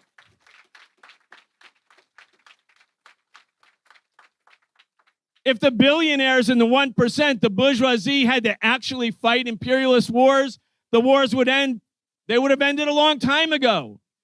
They're only content with endless war and full spectrum dominance. If we agree to send our children to fight and die under the slogans that the imperialists provide us, and every time they go to war, they always give it a noble cause. It's not the 19th century or even the early part of the 20th century where the U.S. could invade Haiti and march the Marines into Port-au-Prince and take all of the money back to New York City banks and do it just because they could. Nowadays, with modern sensibilities, they have to give the invasions a noble cause, not theft and plunder and pillage. It's for something good. In the case of Iraq, it was to save us from weapons of mass destruction. In the case of the bombing of Libya, it was to help protect civilians. In the case of the bombing of Yugoslavia in 1999, it was to help Muslims in Kosovo, as if American imperialism suddenly started to love Muslims. And now the endless war in Ukraine, which is what they want, it's to stop Russia and to save Ukrainians. And the war makers love Ukrainians suddenly. We're taught to love Ukrainians and care about them. And why? Because if U.S. imperialism had to send U.S. kids to go and fight Russians, there would be a movement of hundreds of thousands or millions of Americans against this war with Russia. But if the U.S. can have Ukrainians do all the dying, have them do all the bleeding, have all the suffering somewhere else, then we can continue, as George W. Bush said, to keep shopping, not think about it, not be worried about it, not to be too angry about it, and simply accept the demonizing, colorful, demonizing rhetoric against the enemy, in this case, Russia and Vladimir Putin. We have to stand up to the war because, as Noam Chomsky put it, I can't believe Noam Chomsky is not reading from a script. He's just that wise, that articulate, even as an elder who has been there for so many decades, he can say, this is a ghastly gambit. And it is. And you think about who's engaging in the ghastly gambit. People like Antony Blinken, who've spent their entire lives going to private schools, whose father was a Cold Warrior. People who are so privileged, so rich, who have never suffered at all. For them, all of this is just a big geostrategic chessboard where other people are the pawns and other people are dying, and they don't give a damn. They truly don't give a damn. In October 2021, Antony Blinken, Jake Sullivan, Mark Milley, the chairman of the Joint Chiefs, Joe Biden, they must have woken him up for the meeting. They had a strategic session, and Biden was told that the Russians were preparing to invade Ukraine. And Biden said, really? I'm serious. This is a Washington Post account of the meeting based on people who were in it. So really? And they were like, yeah. And he turned to William Burns, who was CIA director, and he said, are they going to really invade? Yeah, they're going to do it. I think they're serious. Jake Sullivan, yeah, they're going to do it. And then publicly, they started to announce that the Russians were going to invade. Remember? I mean, on our podcast, we thought, no, the Russians aren't going to invade. I thought, no, that's just more imperial war propaganda. And the Russians said, no, they're not going to invade. But Antony Blinken kept saying, yeah, they're going to invade. They're definitely going to invade. And during that entire time where the U.S. was predicting the invasion of Russia, how did the U.S. react to what they said was the coming invasion? They continued to insist that all of Russia's demands to not have Ukraine become a staging ground for advanced U.S. nuclear and conventional missiles that could reach their target in 5 minutes, meaning missiles that Russia could not defend against. When Russia said, you will not be allowed to bring your missiles to our border because we will never have a day of peace from now on, Blinken said those demands are non-starters. So they predicting the invasion of Russia. Russia says, look, we're really serious. This is a red line. We're amassing troops. You better negotiate. And instead of negotiating, Blinken and the Biden administration said, you don't tell us who can join NATO. And you don't tell Ukraine whether they can be in NATO or not. You, Russia, have no right to do this. And so for months. Not only did they do that, they pumped in another $10 billion of weapons at the same time. So Putin is being told, we're never going to negotiate. We are going to put the advanced weapons on your border. We know you can't defend against them. And basically, F you. Right? That was the message. Why? If they knew the invasion was coming, and they knew it would be horrible and thousands of people would die, why didn't they say to the Russians, okay, let's meet. Let's seriously meet. Let's talk about this. Maybe Ukraine could be neutral. Maybe it doesn't need advanced weapons that have a flight time of 5 minutes pointing at Moscow on your border. Maybe we can meet you halfway. Now, would that have been a reasonable position? Would that have been reasonable? I mean, think about when the Soviet Union / Russia put missiles in Cuba in 1962. The United States said to Cuba and to Russia, we are going to have a thermonuclear war unless you take those missiles out of Cuba. They were 90 miles away from the United States. I was a young kid. We all anticipated that there would be a thermonuclear war because we thought the Pentagon's going to definitely do it and the Russians aren't going to back down. But the Russians did back down. The Soviets did back down. Thankfully, the Soviets backed down because if they hadn't, we wouldn't be meeting here today. There would have been a thermonuclear war. And the madmen, the lunatics in the Pentagon were prepared to do that. But now they're doing the same thing to Russia. And Russia says, look, we have red lines. Don't cross these red lines. We mean it. This is serious. And they did it anyway. They said no. Again, why? Because they wanted this war. Blinken wanted the war. Biden was informed that he wanted the war. And then he said, attaboy.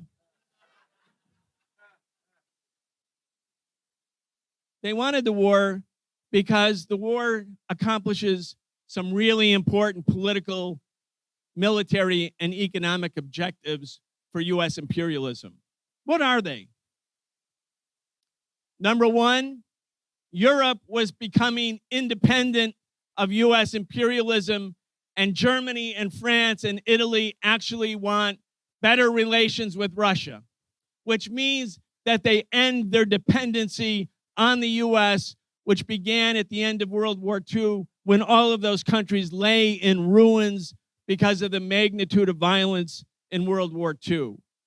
The New World Order that the U.S. created in 1945 said to Italy, Germany, and Japan, the defeated enemies of the U.S., you're now our friends. You can come in. We're not going to treat you as Germany was treated at the end of World War I with heavy sanctions and Versailles. We're going to bring you into the world economy. We're going to give you access to the world market. We're going to let you, the German, Japanese, and Italian bourgeoisie, get rich again. We're not going to humble you and defeat you. But in exchange, you're going to be the junior partners of our government in its war against revolutions in Asia, and its war against socialism in Africa, and socialism in the Middle East, and socialism in Asia too. You will be junior partners, and you will be under our leadership, our domination. That was the unipolar world that the U.S. anticipated at the end of World War II. The U.S. created the UN, the World Bank, the IMF, and at Bretton Woods made the dollar the world reserve currency, a great privilege. All the other countries had to buy dollars. The U.S. could just print them. So the U.S. was creating a unipolar world, and all of Europe was fastened, as was Japan, under the domination of the U.S.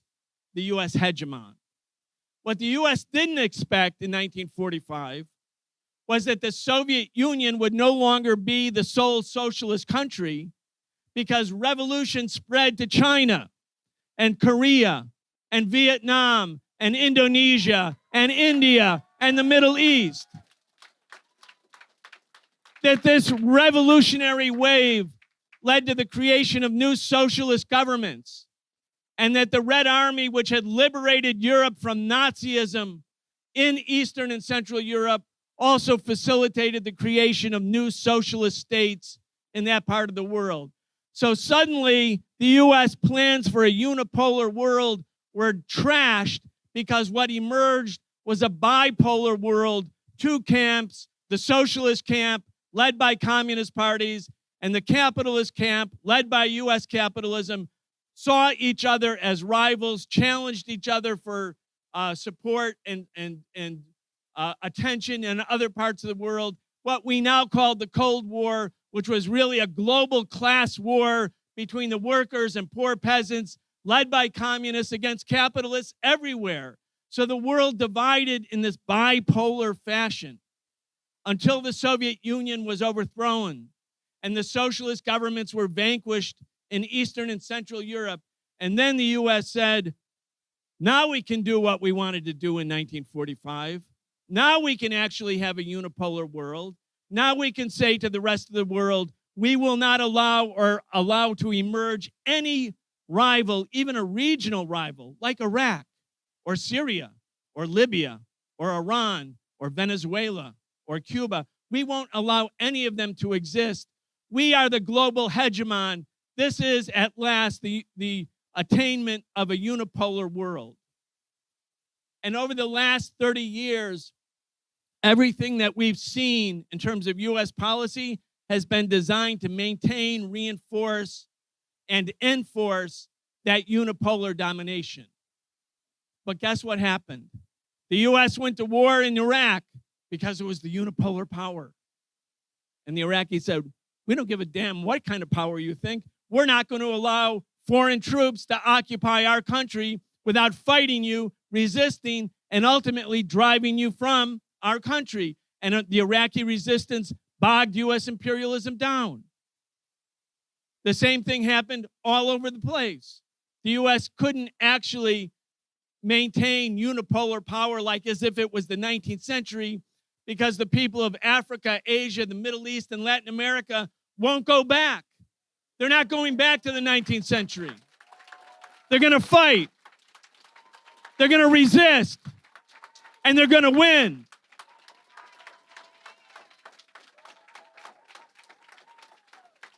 So while the U.S. is bogged down trying to recolonize the so-called third world, China grew strong. Russia got back on its feet. As a major power, both of them, big countries, big populations, lots of natural resources, well-educated populations, big militaries, energy and oil supplies. Suddenly, even though China and Russia did not want to be the rival of U.S. imperialism, China kept saying, no, let's have win-win. We'll grow and you can still rule the rest of the world, just not us. That was China's kind of appeasement policy for 15 years. Libya, fine, we're going to abstain, but don't make it about us. Russia also wanted to be friends with American imperialism. Putin was even invited as a dinner guest to the G8 meetings, as long as they basically allowed the U.S. to be the unchallenged hegemon in the world. But then the U.S. can't stop itself. The organic trend towards counter-revolution and the decision to smash or weaken Russia and China because they were major powers and they were independent powers and they weren't going to be subjugated as colonies by the U.S., the U.S. decided, okay, we're going to go to war. And so U.S. has refashioned its military strategy. It's called major power conflict. And it became the priority of the Pentagon in its 2018 quadrennial report. And so Russia and China are thinking like, okay, the most powerful military in the world, the U.S., is preparing to go to war against us. What should we do? If you're Russia, what should you do? You know, the U.S. is now reorienting contingency planning, budgeting, ripping up arms treaties to get ready for the coming war with our country. You're Russia. And now you see that they're going to take Ukraine, which was the second biggest republic in the Soviet Union, historically, culturally, linguistically tied to Russia. They're going to incorporate Ukraine into NATO after a Nazi-led, US-backed Nazi-led coup. And what are you going to do if you're Russia? Are you going to say, okay, fine? No, It wouldn't matter if it was Putin or any other political leader. It's untenable for the Russians to allow this to happen. This is what the U.S. plan was. The Russians knew it. Unfortunately, the Russians invaded Ukraine. Are we for that? We didn't think that was great. We thought that only unites the imperialists under the U.S. All of the opposition in Europe got muffled. It snuffed out the left-leaning and left-moving contradictions within Europe and put Europe really into a vassal state under the domination of U.S. imperialism. Lenin, Stalin, Brezhnev, didn't matter who the Soviet leader was. If you look at Soviet foreign policy, that policy was always designed to not allow the imperialists to unite at once against the Soviet Union because they would be too strong. By the invasion of Ukraine in 2022, the Russian government allowed all of the imperialists to be united as one under the leadership of the U.S. So we have this terrible tragedy. Europe is more connected to U.S. imperialist domination. Thousands of Ukrainians and Russians are dying. The Ukrainian and Russian people were one people when they were the Soviet Union. You don't have to go to the 10th century, as Putin does in his speeches about the historical unity of Ukrainians and Russians. The Soviet Union existed from 1922 to 1991, and there was never a war between Ukrainians and Russians. They fought together and defeated fascism and imperialism. I mean, this is a terrible, terrible tragedy. But for us in the United States, in the belly of the beast, living in U.S. under the leadership of U.S. imperialism, a government that says it speaks for us, do we then sit back and say, oh, the Russians pulled the trigger on February 22nd, 24th, 2022. The Russians are the aggressors, and ignore all of this other history? Ignore what actually has been happening? Ignore the fact that U.S. imperialism wanted the war, obviously, as we could see, because they refused to negotiate in good faith when Russia said, this is it. They refused to because they wanted the war. And we have to say, as people living in the United States, that our enemies are really not in Moscow. They're not in Kiev. They're not in any other place. They're on Wall Street. They're in Washington. They're at Langley Air Base. They're at the Pentagon.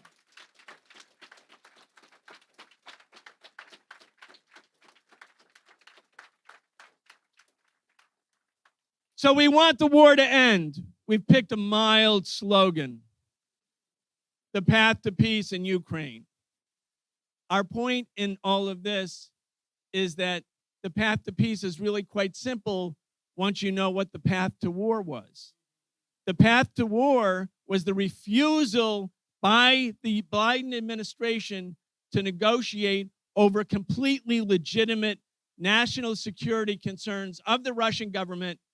The real thing the U.S. could have easily done that would have saved Ukrainian lives was to say, yeah, Ukraine's not going to be part of NATO.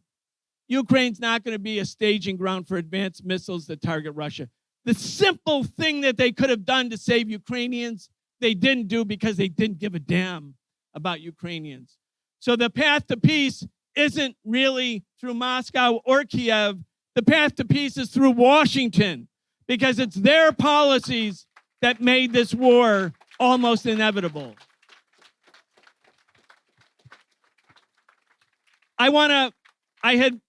Because I got carried away, I forgot one thing that I wanted to do early in the speech, but I want to do it. I want to use a video clip. It's about 3 minutes long. Victoria Nuland, some of you will undoubtedly know about this. Victoria Nuland, who was at this time in 2014 Assistant Secretary of State, had been Hillary Clinton's press spokesperson at the State Department when she became Secretary of State. She's a real neocon. Her whole family's neocon. She was in Ukraine in 2014 when the protests were going against Yanukovych. Who is Yanukovych? Was he corrupt? Undoubtedly. Was he elected? Yes.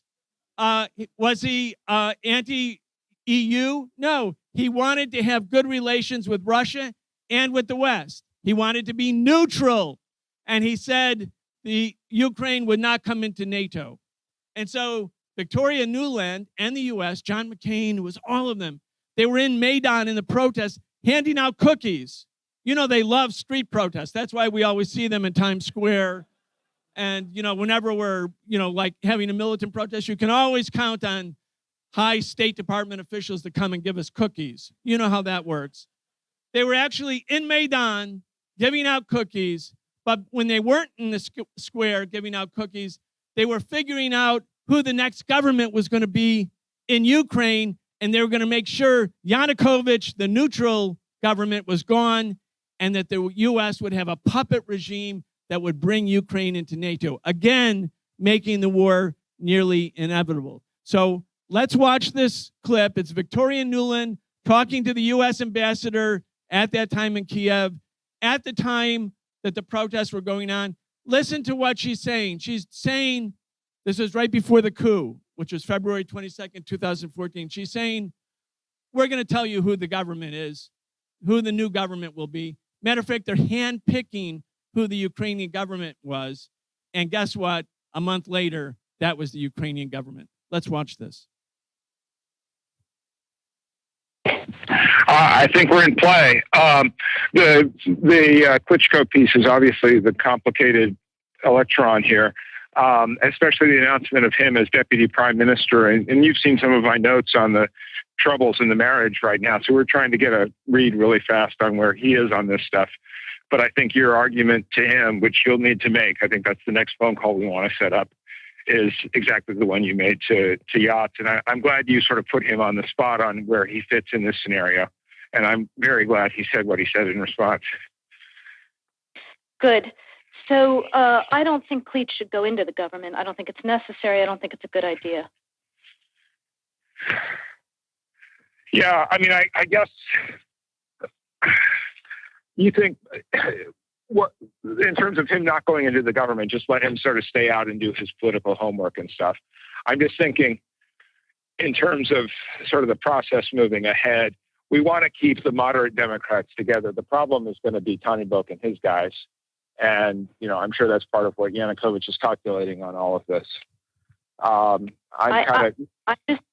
I think Yachts is the guy who's got the economic experience, the governing experience. He's the guy, you know, what he needs is Klitsch and Tony Book on the outside. He needs to be talking to them 4 times a week. You know, I just think Klitsch going in, he's going to be at that level working for Yatsenyuk. It's just not going to work. Yeah, no, I think that's right. Okay, good. Well, do you want us to try to set up a call with him as the next step? My understanding from that call, but you tell me, was that the big three were going into their own meeting and that Yachts was going to offer in that context a three-way, you know, the 3+1 conversation or 3+2 with you. Is that not how you understood it?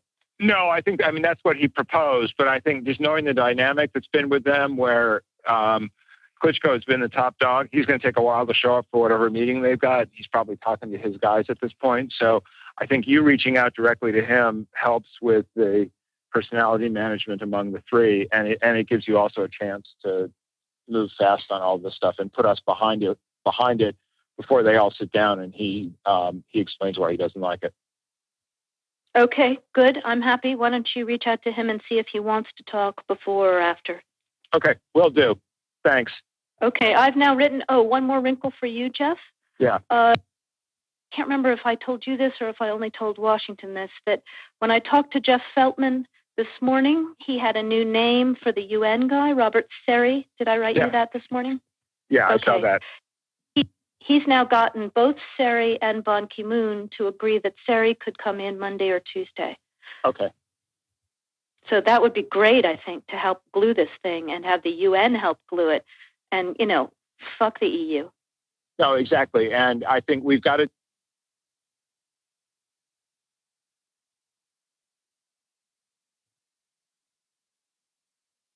Sorry you all had to hear her say fuck the EU. But we kept it in because it kind of, we bleeped it for our radio show, but it kind of gives you a sense of what's really happening, who's really the dominant power. Cleach is one of the people there. Yats was Yatsenyuk, who became indeed the prime minister a month later. And Tonnybrook was the Nazi.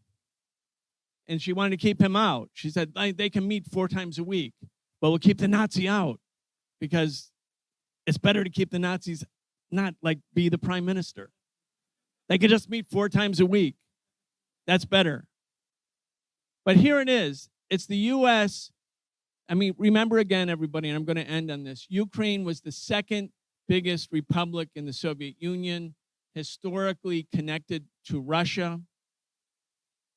And now the U.S. is overthrowing a democratically elected government and putting in a new right-wing government that declared war against the Russian-speaking people in the eastern part of the country. Apparently, the U.S. doesn't care about them. 14,000 of them died after this coup in the next 8 years. They did all of that. And then when Russia said, look, this is unacceptable, they said, your demand for negotiations are a non-starter. So when we go forward, and we're going to announce here some other anti-war activities, when we realize that the U.S. government refused to negotiate, it's only because they wanted the war. They want us to be silent about the war. They're threatening people who even have mild slogans like the path to peace with violent and physical assaults and demonization. When we see that the U.S. government is responding like this, that means we're on the right track, because we have to be able to organize the millions of people, tens of millions. Some of them vote Democrat, some of them vote Republican. Most of them don't vote at all because they're so sick and tired of the system and don't believe in it.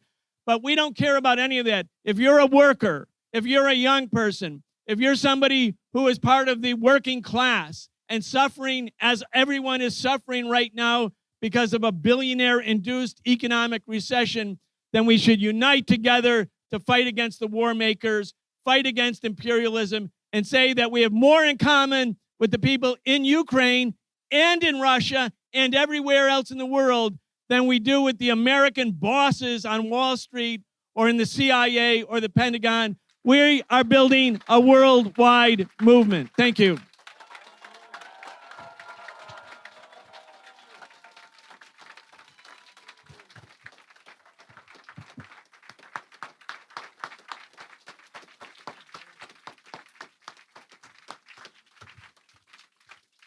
Thank you, Brian.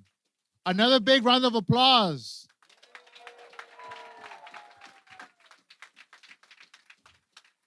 Brian very clearly reminded us who our enemies are and where they're at. Pennsylvania Avenue. They're in Langley.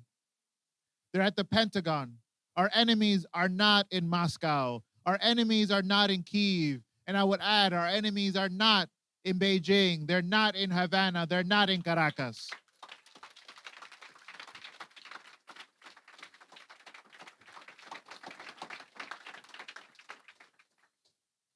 To bring us a fresh perspective on how this crisis and this war that's been imposed on all of us affects not just the people of Ukraine and Russia, but also affects the global South. We've invited an American journalist, writer, activist, who in his travels around the world has seen directly the plight, the plunder, the bloody hand of US imperialism, whether it's in Ethiopia, whether it's in Haiti.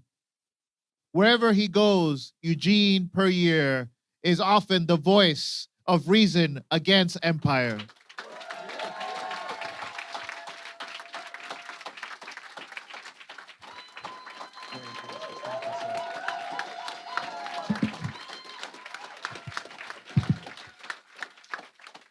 Well, I guess we're holding the mic now, so I'm just going to dispense with this. Well, good afternoon, everyone. I'm very spirited here, so I'm sure you all feel well today, feel good. I'm happy to be here with you. You know, it was mentioned earlier that I came, and my colleague Kay from Breakthrough News was with me from South Carolina. We got up at 4 this morning. We almost didn't make it. We had to run through the Charlotte airport. We might have pushed somebody out of the way. I don't know. We said, we had a lot of apologies, though, many, many apologies. We went to great lengths not to, and I don't say that just for you to say, you know, oh, wow, how sad, but to give you a sense that, you know, for the two of us, and you should have seen us on the way over here in the car, checking our phones, looking at it, trying to watch the thing. Is we going to miss it? Are we going to make it? What's going on with the traffic? Who timed these lights? All these different questions. Because we were desperate. I feel honestly, we were desperate to be here in this room alongside you to say that it's time to take the power back, to say that we're going to save the planet, not to destroy it. That we're going to feed people, not starve them, and that we're going to end wars, not start them.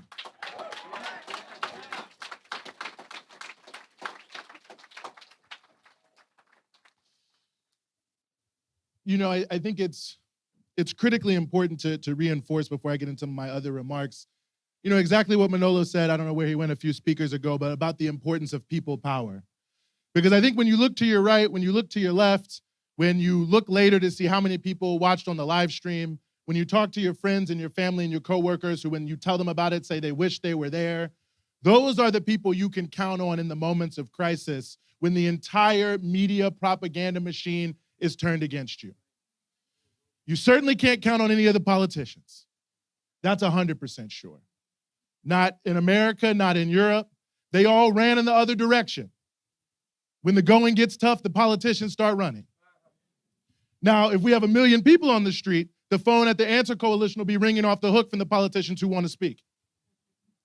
But when you have to get something started, when you know that everyone is going to say that you're the worst thing that has ever happened, you're a genocide denier, you're a Putin puppet, you're paid, you're this, you're that, the people you can count on are the people of conscience, the working and oppressed people of the world who know what is right and are willing to stand up and be counted, and that is you in this room.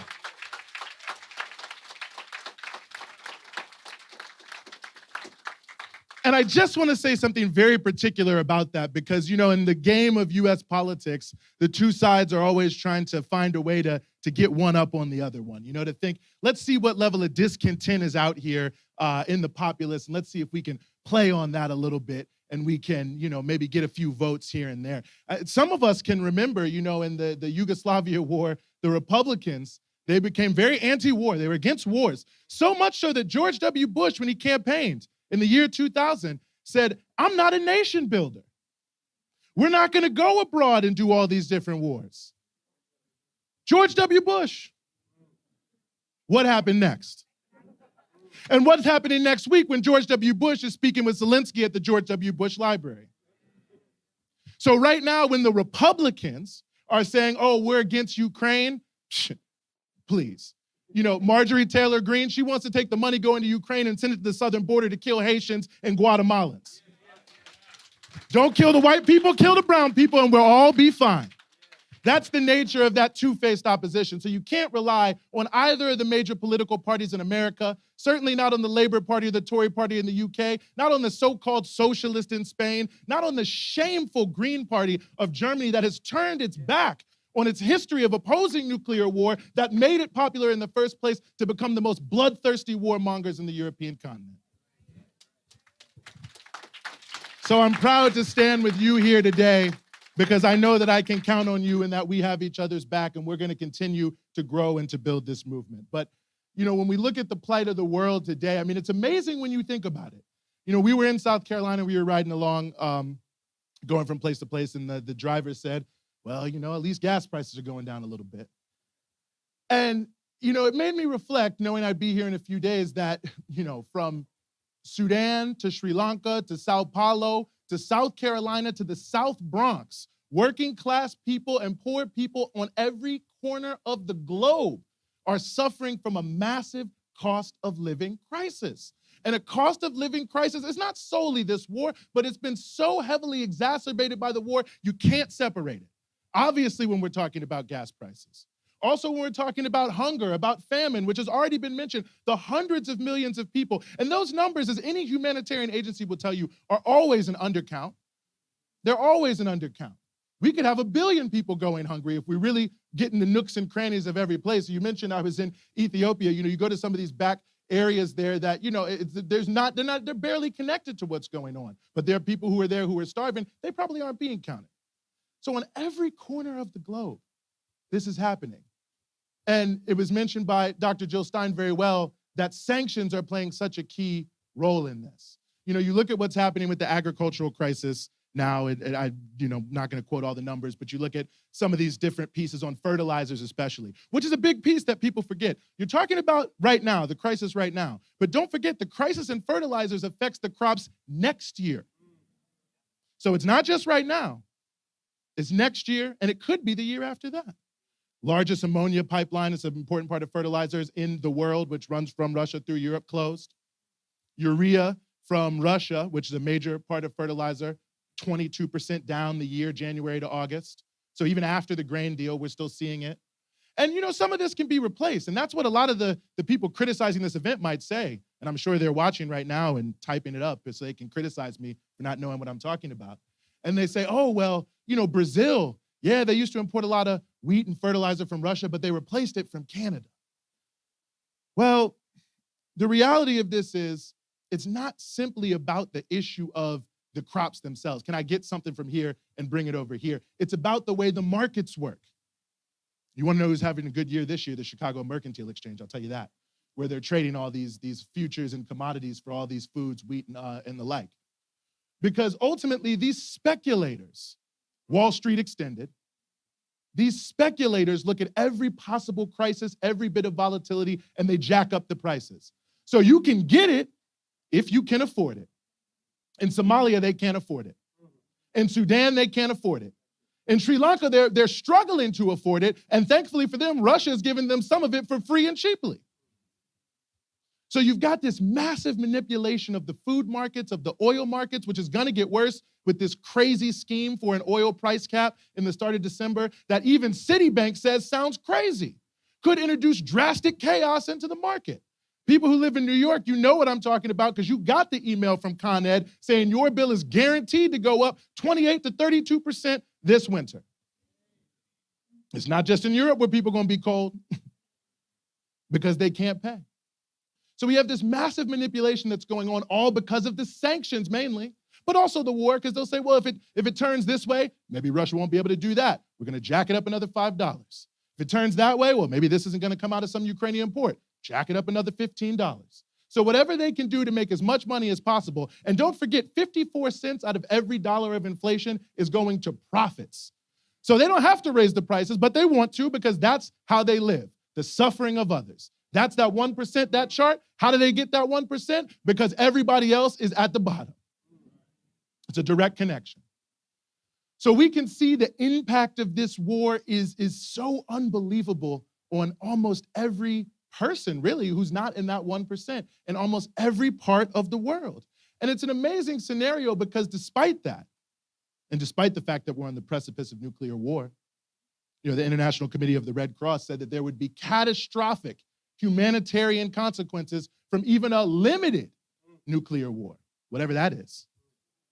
The nuclear bombs they have now, it was my father, many years ago, he went to Hiroshima not that long after the bombing, and I remember he told me that it stuck with him for the rest of his life because some people had been vaporized so quickly that their shadows were burned onto the wall. And the nuclear weapons they have now are 50 times stronger than that. You drop one of those on a major city. I looked at a map, actually, of what would happen in New York City the other day. Gone. This, gone. Forget it. Nuclear winter. Crops destroyed. Water poisoned. Hundreds, maybe thousands of years before you would even be able to do it. Talk about sowing salt in the soil. This is 1,000,000 times worse than that. But despite the fact that the globe is staring down the barrel of millions being turned into ash, and if you want to know how close it is, look how quickly the U.S. called Zelensky and said, whoa, about the Poland missile. And that tells you something about Zelensky and about the Ukrainian government. I'm going to come, because to be honest with you, they had to have known what had happened.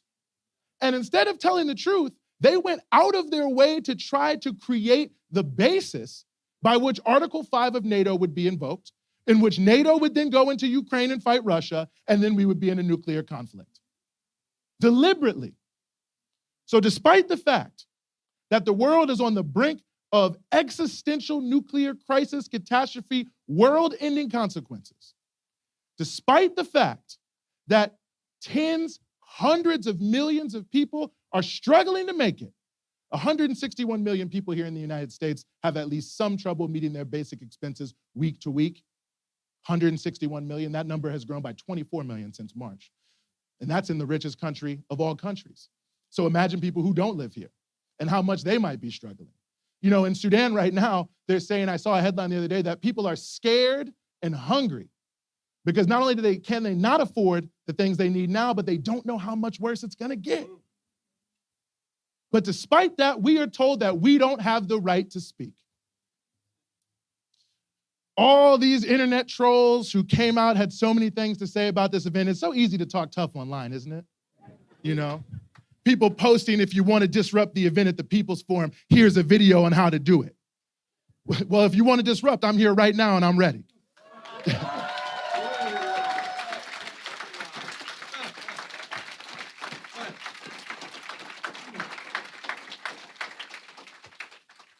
When do we have the right to speak? Can the people in Congo speak? How come no one is even talking about Congo right now? War going on there. War been going on for multiple decades. Maybe as many as 10 million people died. That never really makes the front page. Never really makes the front page. Can the people who I saw when I was recently in Brazil on the side of the road, no food to eat, no money, no heat, no shelter, when does their voice get heard? When the guy who was driving us around in South Carolina is a retired person just trying to get a little change in his pocket, driving people around, having it all eaten up by gas prices, does he have the right to speak? And who are the people who are lecturing us? They say, well, when are you going to let the Ukrainians speak? Well, I mean, Zelensky is on TV every day.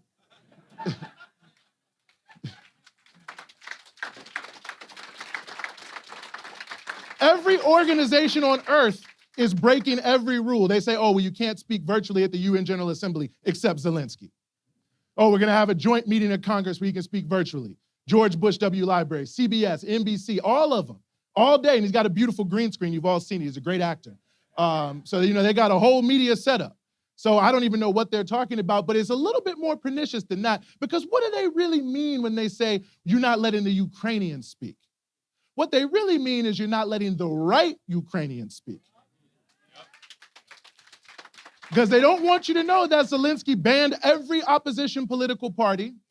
All the media was banned and put under one military command, so you can only hear what they want you to hear.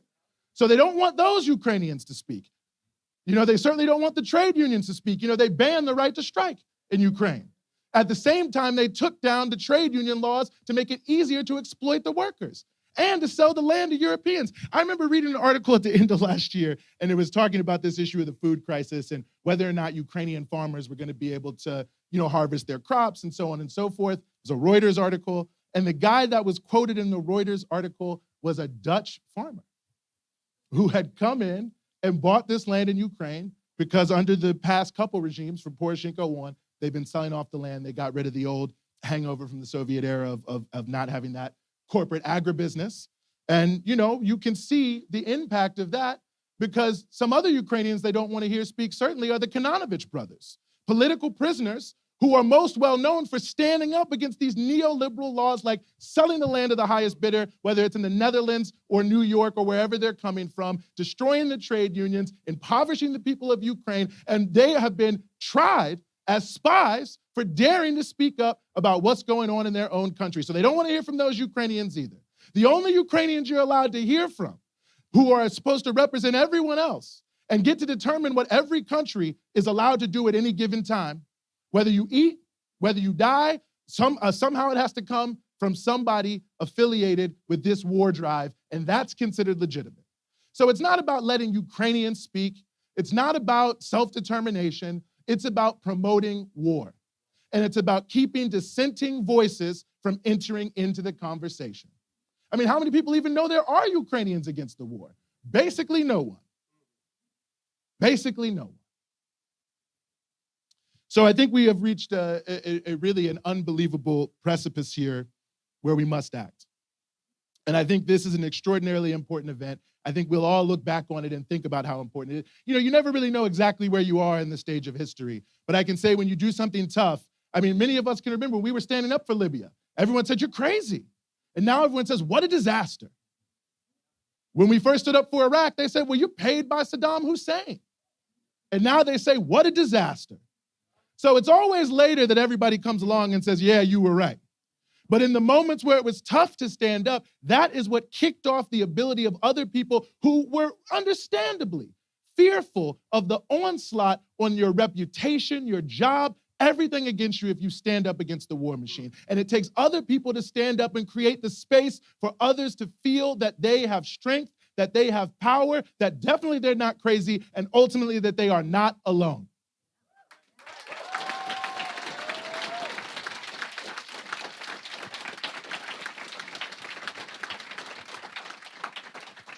So I just want to end by encouraging you to continue to stand up and continue to raise your voices. Don't be cowed. Don't be lectured by these warmongers. I certainly will not be. I'm not going to be lectured by people who would rather lift up the legacy of Nazi murderers than the legacy of the millions of Ukrainians who bravely fought to defeat the Nazi war machine.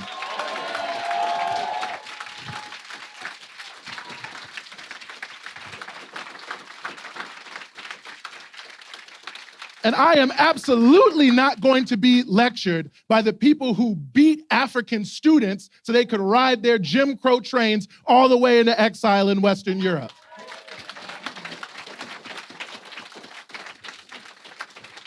And let's spare a word for the people who want to talk constantly about refugees. Every app I have said, do you want to donate to refugees? And I'm all for donating for refugees. I hope they're all living as well as they can coming from Ukraine. I'm all for that.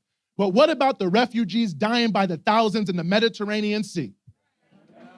Because all the people who say we love Ukraine, all these governments in Europe who say we love Ukraine also say do everything possible to kill those Africans. They even say let's pay other countries to torture them. Have you seen what they do to Africans in Libya now? Have you seen what they used to give them jobs, money, and education? Now they're torturing them in dark chambers with electricity and everything else you could think of. So don't be lectured by those people. Don't be cowed by those people. Don't be pushed back by those people. You are right, they are wrong.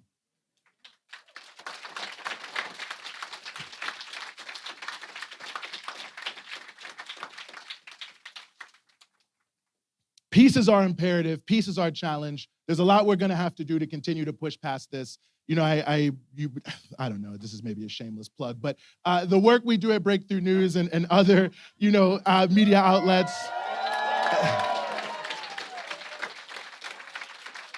we don't just do it randomly. We don't do it because we love to be accused of being a part of international conspiracies to destroy the world. We do it because knowledge is power. A book can be more powerful than a grenade if you use it, right? But people are deliberately starved and denied of the knowledge they need to take the action that can change the world. And we have to do everything we can, 1-to-1, 2-to-2, 5-to-5, at the dinner table, on our independent media. I don't even know, just screaming out in the street, whatever we have to do, because these people have billions of dollars, hundreds of television channels, and they're doing everything possible to confuse people about what's really going on right now. So this is going to be a tough fight, a very difficult one. It's been difficult so far. I mean, anyone in here who's tried to talk about Ukraine with anybody who didn't agree with you, you know exactly what I'm talking about. It's not like it was easy. You had to sort through about 1,000 different layers of propaganda before you even got to the real issue. But if we do it together, we can win.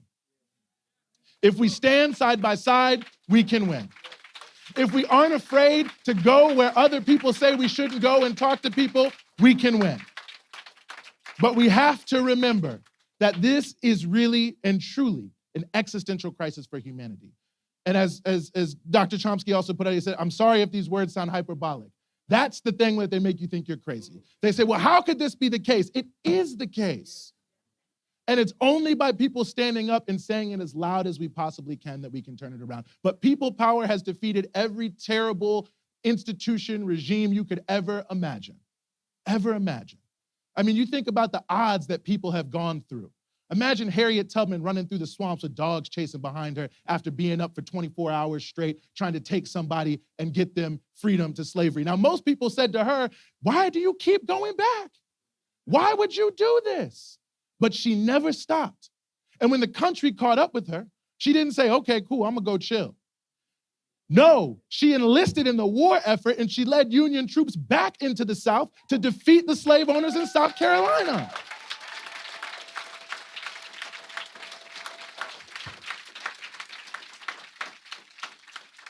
It's always darkest before the dawn, and I'm honored to be able to stand here with you. I'm honored to be able to stand here with these august panelists, and I'm very much looking forward to moving from this event to the next event to the next event until we win and get rid of the threat of nuclear war, get rid of the threat of hunger and famine, get rid of unemployment, get rid of every negative thing that we see out on the streets that drives us crazy. We can do it together, and we'll do it if we're organized and if we're ready to win.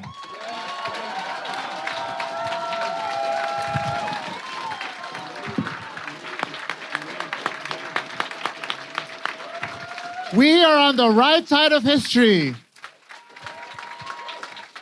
When I say people, you say? Power. People? Power. People? Power. People? Power. People power is going to end this war.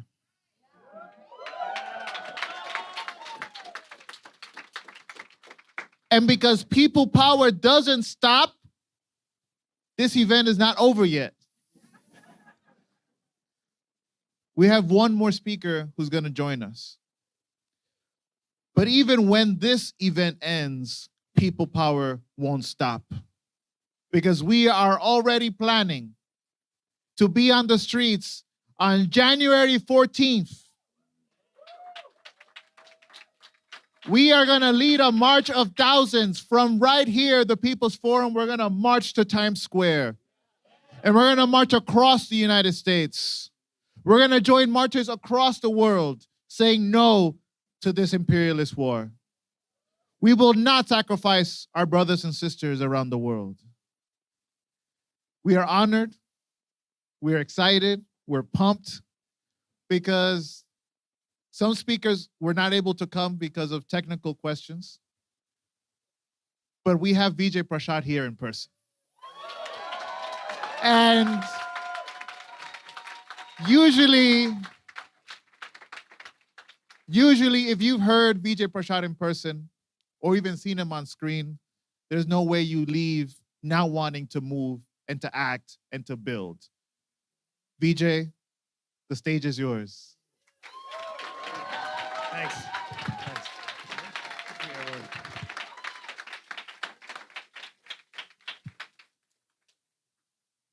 No war but class war.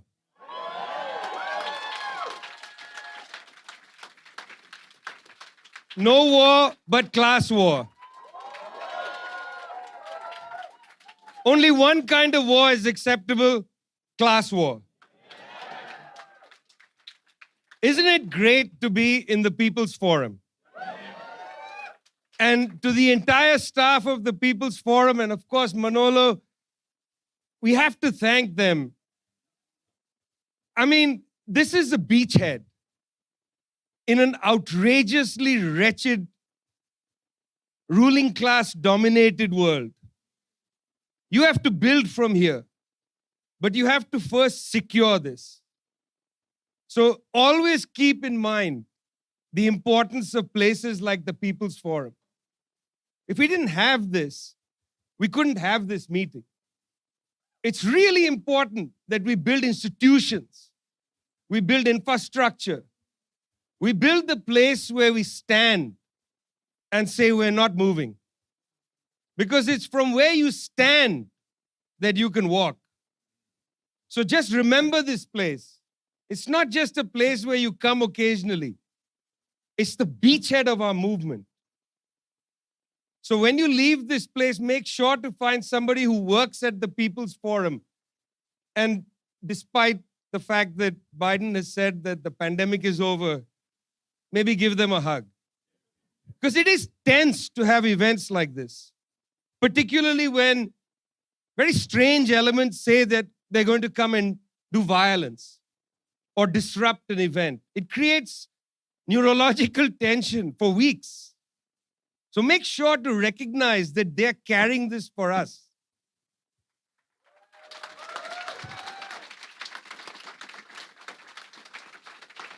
No war, but class war. Last night, my daughter Rosa and I went to see the new Black Panther movie.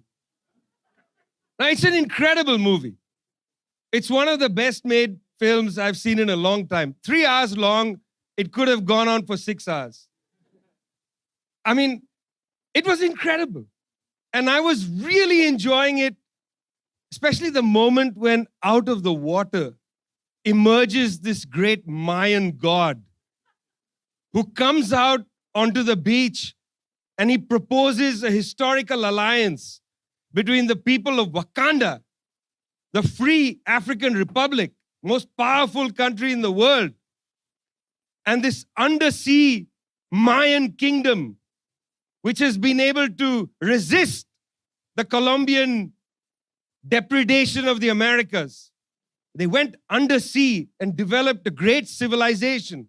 The two vibranium powers of Wakanda and this great Mayan empire were going to come together. And he said, we'll crush effectively the imperialists. We'll crush them. We'll destroy them. It was so exciting. I couldn't wait for what was going to come next. I thought this is going to be the best film ever. And then the screenwriters lost their nerve. And then the screenwriters just couldn't take it to the next level. Because at that point, you see, the interesting thing is that the CIA character in the film is a hobbit. So if you have the CIA character being a hobbit, it's really hard to dislike the CIA. And he's the cute hobbit. You remember? And the director of the CIA is Elaine from Seinfeld. I mean, how could you dislike Elaine from Seinfeld? You have a hobbit and you have Elaine as the CIA. And the guy who's the US ambassador to the UN, playing with his glasses, is the nice guy from House of Cards. He's a nice guy. And also he sort of looks like somebody's grandfather. He's kind of clueless in the movie. So suddenly the screenwriters lose their nerve and in come the Yanks. And the Yanks are really nice people, benevolent. Because US imperialism is benevolent. It's a hobbit, it's Elaine, and it's the grandpa figure. The villain must be the Mayan. So suddenly, this great Mayan king from under the Caribbean Sea comes up with a diabolical plan. He says to the Wakandans, and I don't really care if you haven't seen the film. I am sort of ruining it for you. But let me tell you, it's a really good film. And my synopsis is really quite irrelevant because anyway, I'm so crazy, I probably saw the wrong film. I'm interpreting the film as erroneously as I obviously interpret reality. So the Wakandans, he says, this great Mayan king, the Wakandans, either they have a choice. They have actually George Bush's choice. Either you're with us or you're against us. He says to them, either you fight with us to destroy all the powers, aka the great anti-colonial alliance against imperialism, my great fantasy. I was thinking the movie is going to go again in that direction, despite The Hobbit, despite Elaine. Either you make this great anti-colonial alliance against the imperialists, or we'll attack you. Now, it's an unfortunate choice, and I very much doubt that the great Mayan kingdom from under the sea would demand this choice of their Wakandan comrades. I very much doubt this. But nonetheless, that's what the screenwriter had to do because they had to make the Mayan diabolical. Because the CIA is the Hobbit. And the Mayan has to be diabolical. So, well, obviously you know what happens.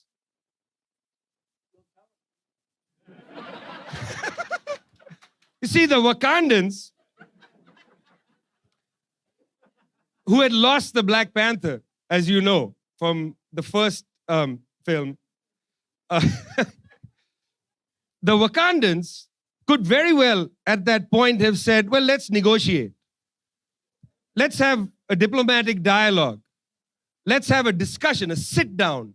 You know, when Noam Chomsky and I were writing the book, The Withdrawal, at one point in our conversation, he said, United States is like the mafia.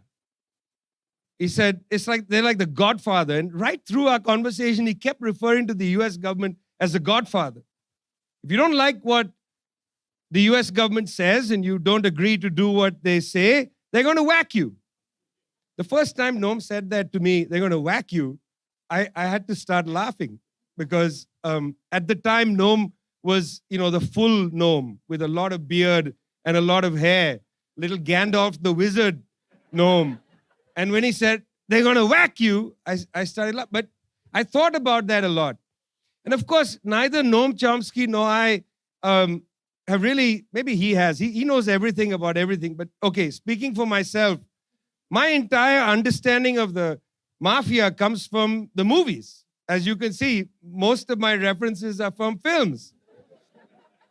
So I know The Godfather, the 3 films, which I love a lot. And I, of course, know The Sopranos, which I think, at least the first season was terrific, after which it sort of lost its way.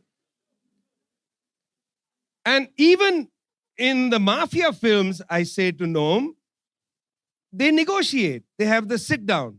People sit down and they talk, and admittedly, some of them bring guns under the table and they wipe out the opposition in the middle of the so-called negotiation. But at least they have the thing called the sit down. So in the film, unlike the US government, which doesn't do the sit down, in fact, as Brian has laid out so well, does the opposite of the sit down, accelerates war. The Wakandans could have asked for a sit down, but in fact they didn't. Instead, they allowed a possibility of negotiations to be displaced and a war to be accelerated. A war which was catastrophic for both the Wakandans and for the Mayans. And meanwhile, the Hobbit and Elaine and Biden are sitting back in the United States smiling. In fact, the Hobbit gets imprisoned, but that's a separate story. But you see how casually imperialist propaganda works. Here we have a film, a beautiful film, with, at one level, a remarkable message about an independent people, a sovereign people on the African continent. An incredible message. The child of Lumumba. What a name to have chosen. It's an incredible story for people around the world. An independent African, not happy with the kingdom part. Not happy with the kingdom part. But, let's just, for our purposes, call it a republic. An independent sovereign republic on the African continent. And then, because you know how difficult it is to be sovereign in the Americas. If you're Cuba, for instance, you get embargoed and you get sabotaged and assassination attempts and so on. If you're Venezuela, you get an entire hybrid war strategy. So the screenwriters knew that in the Americas, the only way to be sovereign is to be underwater. The only way to have a sovereign republic is deep underwater. It's a remarkable film because you have these 2 sovereign territories, one on the surface on the African continent, one underwater in the Caribbean, could make an alliance. But they can't permit that. You have to have them go to war. And the benevolent imperialists can smile from the sidelines. You see, what the United States will never permit is countries to have sovereignty and to have independence and to provide a dignified life for their people. They'll never permit it. They won't permit it in films. They don't permit it in real life. Now look at it quite simply. This is not a war, really, just about Ukraine. It's not a war merely about Ukraine. I mean, I feel for all people who are in war. I've covered war. I know how ugly it is. I remember the Iraq war. I remember how ugly that war was. I remember the devastation done to Baghdad, the use of depleted uranium in Fallujah. I remember the war in Libya, a country that I've been going back to for years, the destruction of that country by NATO. I remember those wars. I saw those wars. They are ugly. All wars are terribly ugly. This war is terribly ugly. It may not be as ugly as the Iraq war, as Noam said. They are using different kinds of mechanisms, but it's ugly nonetheless. It's ugly. It's noisy. Wars are very noisy. They traumatize children. Wars are dirty. They're dusty. They destroy the landscape. It takes a lot to recover from the war, not just physically, but mentally and emotionally. People scarred for generations. In Iraq, it's going to take 50, 60 years for people to start coming to terms with the illegal US war against the Iraqi people. In Vietnam, United States used ghastly chemical weapons. Ghastly chemical weapons. You walk up and down the central region of Vietnam. They can't eat from that soil for generations. Wars are terrible. Wars are ugly. Nobody should be happy about war. That's why we say the only path is negotiations. Got to stop the noise. Got to stop the dust. Got to stop children being traumatized. It's as simple as that. It's not complicated. Got to do everything possible to stop the war. Which war? Which war? Is it only the war in Ukraine? Who remembers? Who remembers? And I say the word remember, even though it's a contemporary phenomena. I say the word remember because this has been going on since the 90s. There is a war that has been going on in the Great Lakes region of Africa since the 1990s. The war against the people in the eastern section of the Democratic Republic of Congo. Now, once again, pressure from Western warrior states pushing Kenya, Uganda to invade eastern DRC, to join the Rwandan illegal rebel force called M23. Where is the concern about that war? Maybe 30 million people have died in the Great Lakes War since the early 1990s. I reported the war in northern Mozambique, in Cabo Delgado. Anybody care about that war? Nobody knows what the flag of Mozambique is like. In Cabo Delgado, people rose up because two energy companies, ExxonMobil and Total, are extracting natural gas off their coastline. They can see the rig, but it's the poorest part of Mozambique. When the people rose up in Cabo Delgado, Mozambique sent its army in, couldn't defeat them. Mozambique asked for help. The French government said, we would like to intervene directly, don't want to do it. Too much bad publicity. So the French government effectively made a deal with Rwanda so that Rwandan troops entered Cabo Delgado. Silence. Silence. Africans die, nobody gives a shit. Silence. Where are those people online who are so upset that we're meeting here today? Where are they? when Africans are slaughtered so that copper, coltan, all the various components, metals and minerals that go into your smartphones, into the computers, where are they? Where is the outrage about that? Where is that outrage? Where is that anger? No war. No war but class war. No war. No war but class war. No war anywhere. Not just in Ukraine. And you know, why does this war happen even in Ukraine? Again, it's not just about Ukraine. Over the course of the last 20 years, a process of integration has been taking place. A historical process of integration that has been taking place for the first time since the ancient world. And that's the integration of Europe and Asia, contiguous land mass, historical integration of Eurasia. It took place partly because of the stupidities of US imperialism. Because let's face it, friends, not only is US imperialism stupid, it's also managed by incredibly mediocre people.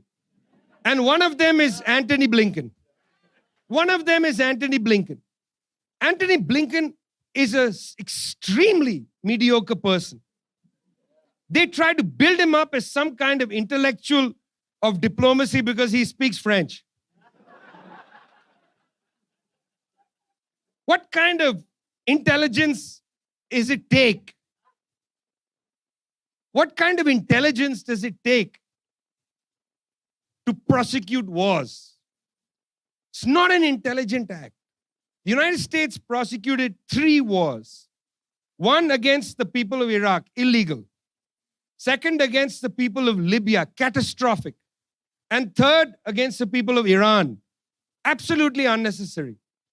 These 3 conflicts meant that Europe no longer had easy access to energy from Libya, Iran, and Iraq, which is why Europe became more dependent on energy from Russia.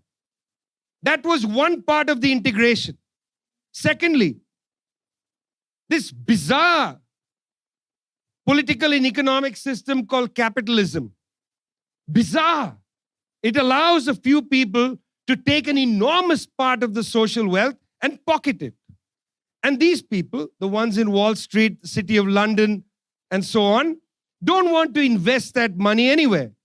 They want to keep their trillions of dollars in illicit tax havens or in their own pet projects like buying Twitter. They're not interested in genuine investment. Europe, which used to rely on foreign direct investment coming from the United States and other places, saw after the financial crisis the disappearance of private portfolio capital from places like the United States, from Canada and so on, except mining companies that like to domicile in the City of London, which is effectively a tax haven and secretive. So who came with investment? The Chinese, the Indians, but mainly the Chinese. Large Chinese investments in Europe, integrating Eurasia. That integration of Eurasia, my friends, is not only historical, it is also the actual process of history. Because whatever the US does, it can only either delay that integration or it can damage it, but it can never stop it. It can never stop it. The integration of Eurasia is just going to happen. And the United States has to come to terms with it. But the US government is refusing to come to terms with it. Now, somebody will say to me, oh, you want to sell out Europe to the Chinese and the Russians and so on. No, it's not a decision I'm going to make. This has nothing to do with me. I'm not even giving you my opinion. I haven't actually given you any opinions of mine except about Black Panther. Everything I'm saying to you is the actual process of history. That's what happened. Integration has been taking place. It has scared the US ruling class because it's meant that the European countries, which were tethered by an undersea cable in this Atlantic alliance with the United States and Canada, that Europe started to drift away from the Atlantic Ocean and move towards the Eurasian landmass into its old normal connections, which are ancient and had been blocked by the period of colonialism, blocked by the Cold War, and blocked by the post-Cold War dispensation. That integration has been happening. It is inevitable. It's going to keep happening. United States, terrified by that, says that Russia must be weakened and that China must be weakened as well. If you read the national security strategy of the US government, they openly say all measures must be taken to confront China, which is the leading competitor of the United States. You see, from Obama onward, there was an attempt to just talk tough with China. We're going to get you. We're going to break you. We're going to stop Huawei. We're going to prevent you from doing this, prevent you from doing that. The gangster, the godfather, the mafia. You're not going to listen to us. We're going to whack you. Nancy Pelosi, so brave. She's going to fly into Taiwan. Brave. She's going to fly into Taiwan, guys. Talk trash about Xi Jinping. Justin Trudeau talking trash about Xi Jinping. Xi Jinping comes up to him and says, hey, listen, don't leak things that we talk about in private. Did you watch that clip? Yeah. Don't behave like that. And then Justin Trudeau. Did you see the way he walked off? It was sort of. Because countries like China, and they're not all countries of the left, countries like India, countries like, they don't want to take this shit anymore. They don't want to be lectured at by, mediocrities. Justin Trudeau.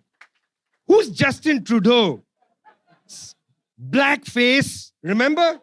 Racist, blackface. What kind of person is Justin Trudeau? Slinking away, no guts. Biden doesn't know his left from his right. Sleepwalking into nuclear Armageddon. What kind of people are these? Even Narendra Modi, not a perfectly enough said about Narendra Modi. And I have said a lot about Mr. Modi, and it's got me into a lot of trouble from Mr. Modi. Neo-fascist leader. Even somebody like him as a foreign minister who says, did you hear the foreign minister of India was accused, said, stop buying oil from Russia. And he said, let me just tell you some things. I've been looking into this, he said very calmly. And he said, what India buys from Russia in oil in a month, he said, Europe buys in an afternoon. Think about it. I mean, effectively, the foreign minister of a neo-fascist government in India is telling the United States media, not today, colonizer. Not today, colonizer.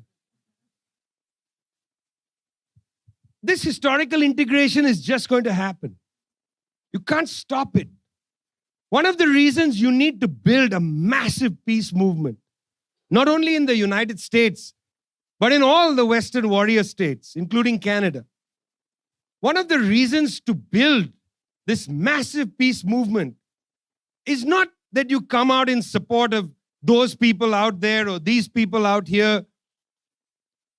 It's because you have to join a global movement. The mood is changing, friends. People are not interested in this anymore. You got a handful of white politicians meeting at the NATO meeting, a handful of white politicians meeting at the NATO meeting talking about global NATO. Nobody's interested in them. Nobody takes these people seriously. They are not respected. What's the name of the guy who runs NATO? Who cares? Who cares? What's the name of the current CIA head? Who cares? You know what? I don't need to know the names of these people. I want to abolish NATO. I want to abolish NATO. I want to abolish NATO. And I want to abolish the CIA. In fact, it's for me, you see, for me, I understand, the need to change the budget and move the $1 trillion and so on. But my provisional demand is abolish the CIA. That's just a start. Abolish the CIA.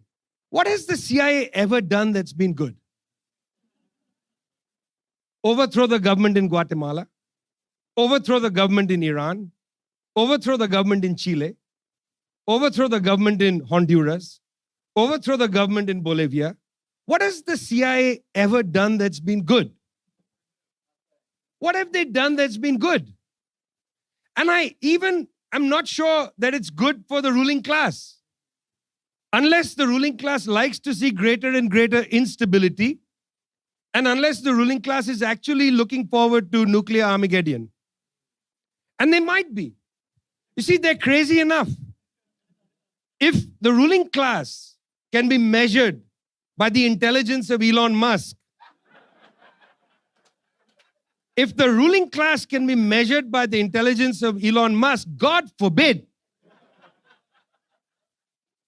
I'm that old kind of Marxist that likes to believe the capitalist class has a rationality. And it might, as a class, have rationality. But the individual capitalists are idiots. As a class, they might have a great rationality. But as individuals, they're terrifying. No war but class war. No war but class war. No war but class war.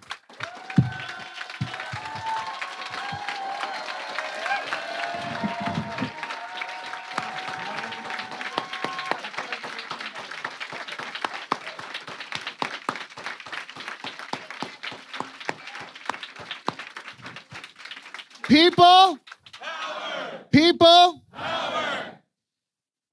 In the words of the Vijay Prashad, we are going to say, not today, colonizers. Not today, warmongers. Not today, ruling elites in Washington who are willing and ready to kill the planet. My friends, this rally, this demonstration is coming to an end.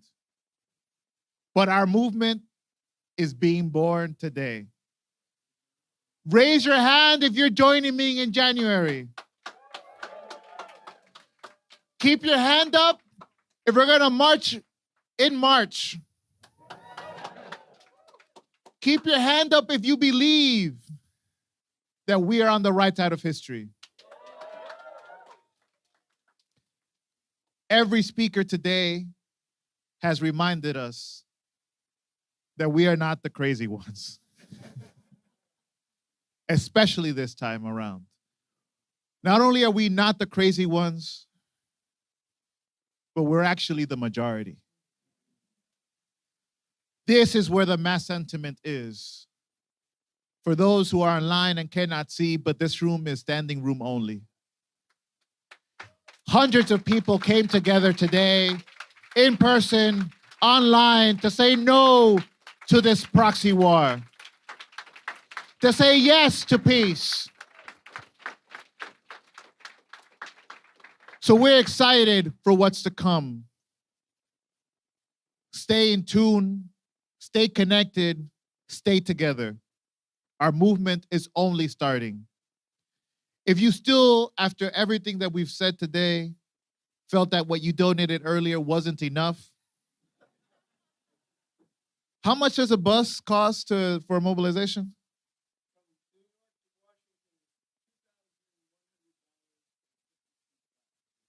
$2,100 to bring 50 people to DC. Who's gonna help us bring 5,000 people to DC? Those red buckets, bring them out again. If you want to help us end this war, if you want to see yourself in the movement, open that heart, open that wallet. Together, we can do this. We cannot expect none of the warmongers to fundraise this movement for us. We're not taking a cent from the Rockefellers. We're not taking a cent from Soros. We're not taking a cent from anyone in DC. Only we can defeat the war monster. If you're online, you can text Peace Today to 44321. Can we do this? Can we do this? Are we going to win? Are we going to win? Are we going to end this war? Yes.